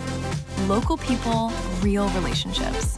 A team that sees your vision and says yes. Because bold business owners deserve bold financial partners. At Merit Trust, we handle the finances, so you can take care of the bold. Merit Trust Credit Union. Business, thinking, bold. Sean Kellerman, Dan Courtwright back with you here as we are getting your weekend going. Shout out to Elijah Schmidt and Tyler Brewer behind the cameras today as well. Partners of us, Heinen Outdoor Power Equipment. You can check them out here in Lawrence, 1795 East 1500 Road in Lawrence, or online at HeinenOPE.com. That's HeinenOPE.com. They've got tractors, power sports, they've got lawn mowers, trailers, handhelds, whatever you need over at Heinen. Again, give them a visit. You could also give them a call, 785-945-6711. All of your outdoor power equipment needs. All right, Kansas Soccer, they recently had their media day as KU Volleyball did. And KU Soccer, Dan, they are kicking off their season with an exhibition on August 8th. Our Trey Myers will be out there on August 8th. Mr. Myers. KU Soccer takes on Iowa. Roster update regarding soccer. Of course, you're losing a lot of talented people, including Olivia Page, who transferred over to FSU, and some graduating seniors as well. But still, a lot of excitement, a lot of momentum with this program who went to the NCAA tournament, won a couple games last year. Yeah, and when you look at the pieces that you lost, I mean that it really sucks. You're losing, Lexi Watts, you're losing Sage Wimes, you're losing Olivia Page to the transfer portal, right? But you're bringing back a lot of talented ladies from this past year. Jillian Grigorski, started all 25 games, 10 goals, 3 assists, 23 points, 59 shots. I mean, she was really, your primary goal scorer, if you will, on the offensive side for this KU soccer team. Carolyn Castans is coming back as well. She had 2 goals last year, but primarily a defender, really nice midfielder / defender in the back end. Obviously a fantastic player and has really been one of those kind of captains and team leaders for this Kansas soccer program. Livy Moore, by the way, she's going to be here in her 5th year. That midfielder, if you will. Again, 25 and 25 games played, 25 games started, 4 goals for her last year, 29 shots as a midfielder, which is really impressive. Kate Langfelder and Jordan Felstad, who we talked to last year, both of them are going to be juniors. They were really nice players for Kansas this past year. Again, you look at all these returning starters from last year. I mean, you have 1, 2, 3, 4, 5, 6, 7 of your 11 who are going to be returning from this past year as starters. So really impressive by these ladies. And then you're also bringing back Sophie Daw, who going to be a senior this year, and she has just been phenomenal her entire career for this Kansas team. I mean, she has been so incredible just in terms of the saves that she's been able to have on the defensive side of the ball. So I really like the way that this KU soccer team is going to be shaping up, and you're bringing back a lot of these girls who are Big 12 champions, right? I mean, but the majority of these girls won the Big 12 championship really as like sophomores and juniors, right? I mean, you look at even some freshmen 2 years ago when they won the Big 12 tournament championship over at Sporting KC Park. Last year wasn't able to do it, but they still made it to the NCAA tournament. This year, they're primed to have an excellent year, returning 7 of their 11 starters. Yeah, Jocelyn Harima is returning for KU soccer, as is Kate Langfelder. You mentioned Daw. It all starts with her. Games where Kansas struggles to find the back of the net, Daw keeps them in it with her ability to be a fantastic goalkeeper. And again, Jillian Grigorski, she's going to score a lot of goals this season. She will just be a junior. Castans likely will be looked at as one of the captains of this team, like you said. And again, when we look at the women's soccer schedule, it starts August 8th. That is a week from tomorrow. Iowa comes to town for an exhibition, and then the home slate continues as Utah State comes to Lawrence. Remember, Lawrence went out to Logan last year, or KU went out to Logan last year and faced Utah State. But now the Aggies come to Lawrence Wednesday, August 12th. That'll be the opener for KU officially. Then Kansas will go to a couple different road locations. Springfield to take on Missouri State. They'll take on Ohio State and Columbus. They'll take on Kent State and Kent, Ohio, Utah Valley and Orem, Utah, before they're back here at Rock Chalk Park August 30th against Tulsa. And they do the Jayhawks, their Big 12 slate at Cincinnati September 18th before the first home conference game is Thursday, September 24th against Arizona State. Then they get Arizona right after that. So yeah, KU soccer fresh off a fantastic season under head coach Nate Lee. We are excited to break them down. And of course, KU volleyball as well. We'll have more on them in the coming weeks on Rock Chalk Sports as well. After this, though, we are closing out the show talking Kansas City Chiefs football. We're doing a deeper dive on their opponent in Week 11, the Arizona Cardinals. That's next. ESPN Kansas City, KansasNation.com. Hey, Kansas fans, Coach Bill Self here, and you're watching KansasNation.com. We've got Mahindra, the #1 selling farm tractor in the world. And we've got Mahindra red, white, and blue summer savings at Heinen Repair and Heinen Outdoor Power Equipment. Get 0% financing for up to 84 months with approved credit, plus $2,000 cash back on select Mahindra models. Get your tough, dependable, value-packed Mahindra tractor for less while the red, white, and blue summer savings last at Heinen Repair, south of Valley Falls, and Heinen Outdoor Power Equipment in Lawrence. With Heinen, there's always hope for your yard.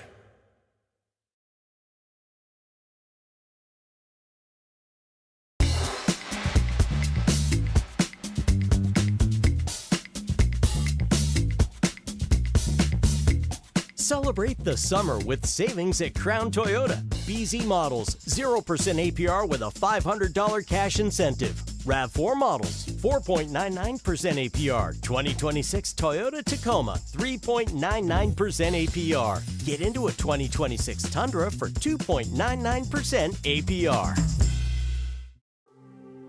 At the heart of a city lies the restless, the visionaries, the bold. From redefining events to guiding local youth, providing lifelines of industry, or reshaping wellness across the region, you deserve a financial partner that matches your ambition. At Meritrust, we handle the finances so you can take care of the bold. Meritrust Credit Union. Business, thinking, bold. Jayhawk fans, if you haven't started to follow Kansas Nation on social, now is the time. Facebook, Instagram, X, it's Kansas Nation, and online at kansasnation.com for the latest news and information on your Kansas Jayhawks. Interviews, news conferences, daily and weekly shows, podcasts. Find it all at Kansas Nation and kansasnation.com. Kansasnation.com is presented by Game Day Men's Health Lawrence. Step up your game with Game Day Men's Health Lawrence. Summertime is made for backyard fun. If you're like me and you've got kids outside running through the grass and family cookouts lasting past sunset, nothing ruins time outside faster than fleas, ticks, and chiggers. They can help you over at Custom Lawn and Landscape. Families trust Custom Lawn and Landscape to help keep their lawns beautiful and protected all season long. They've got a home insect control program that helps defend your yard from those pesky bugs so you and your pets can enjoy the outdoors more comfortably and safely.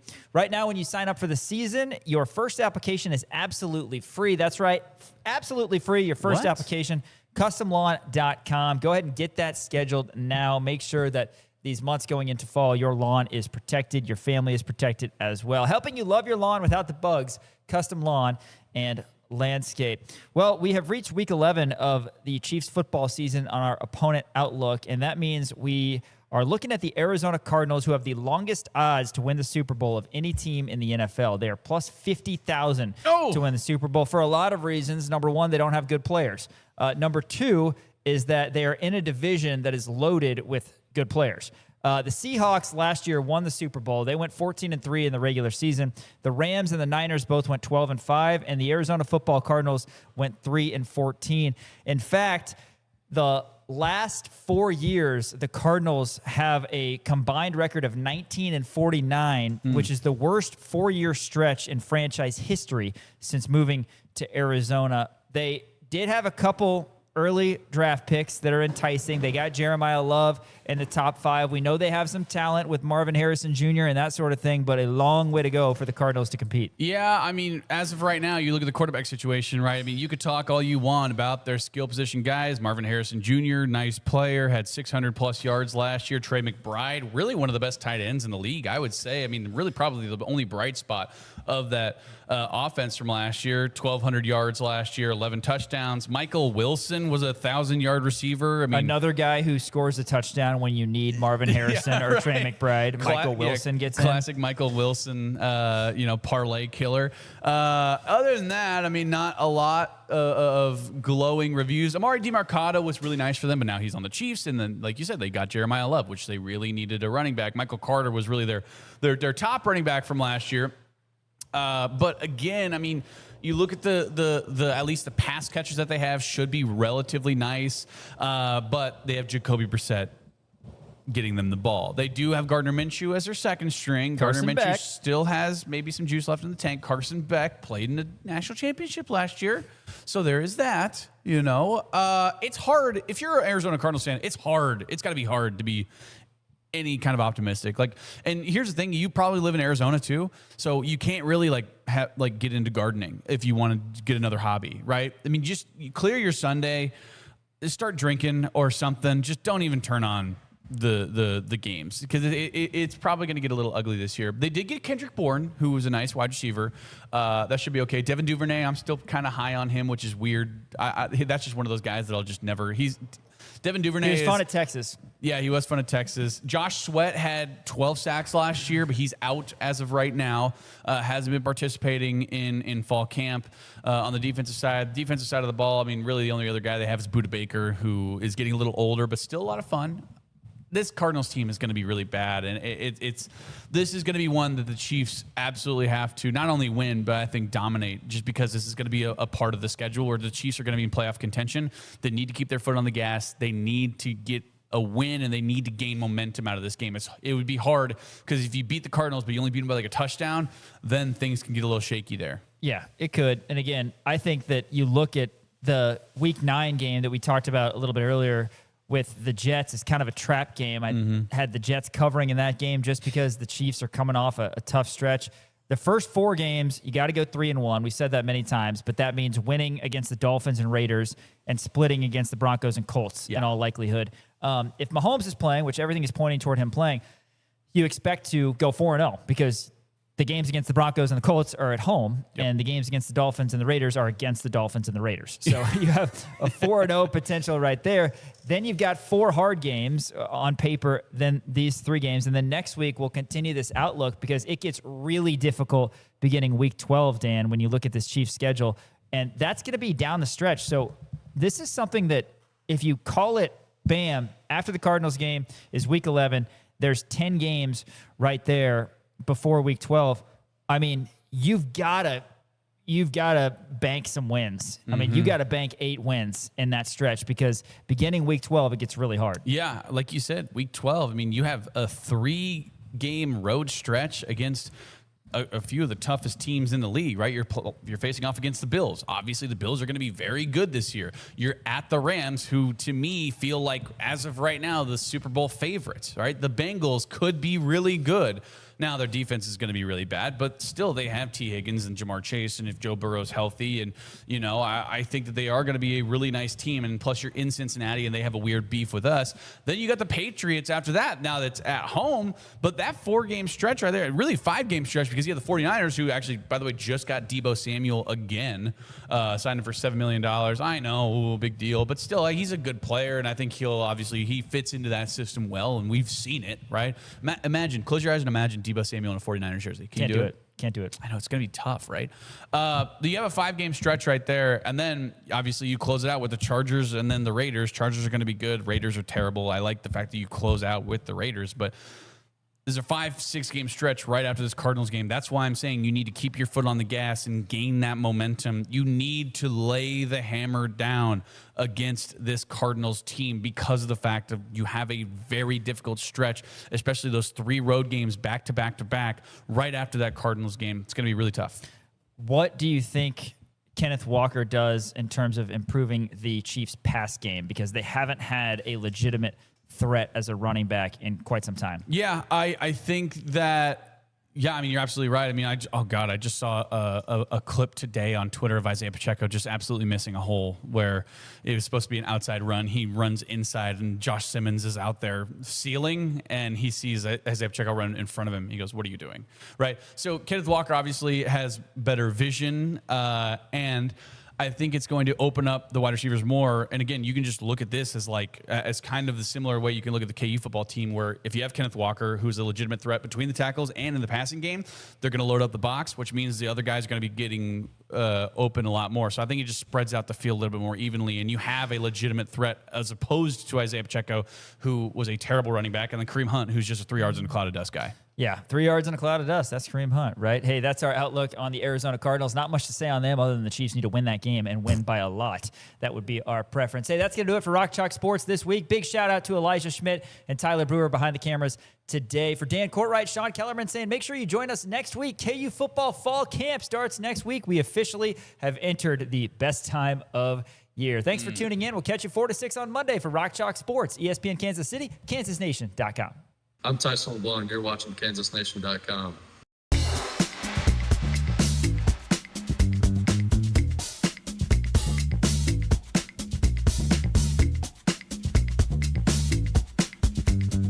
Get 0.9% APR or a $3,500 customer bonus on 2026 Atlas models. 2026 Atlas Cross Sport 3.9% APR or $3,500 customer bonus. 26 Tiguan models now 1.9% APR or a $2,500 customer bonus. Together, we're elevating our potential, our pride, our traditions, and our dreams. Together, we're opening up a whole new world of possibilities. Elevate your University of Kansas experience with Jayhawk checking from Central Bank. Central Bank and KU, elevating together. This is SSJ. Winter in Kansas City doesn't mean your lawn takes a break. It means smart homeowners get a head start. Let David and his crew from Custom Lawn and Landscape prepare your yard for a greener, healthier spring with winter fertilization, soil conditioning, and pre-emergent treatments that stop weeds before they start. Because when the snow melts, you don't want to start fixing your lawn. You want to already be winning. Trust Custom Lawn and Landscape, treating your yard now so it looks incredible later. Visit CustomLawn.com to schedule your winter services today.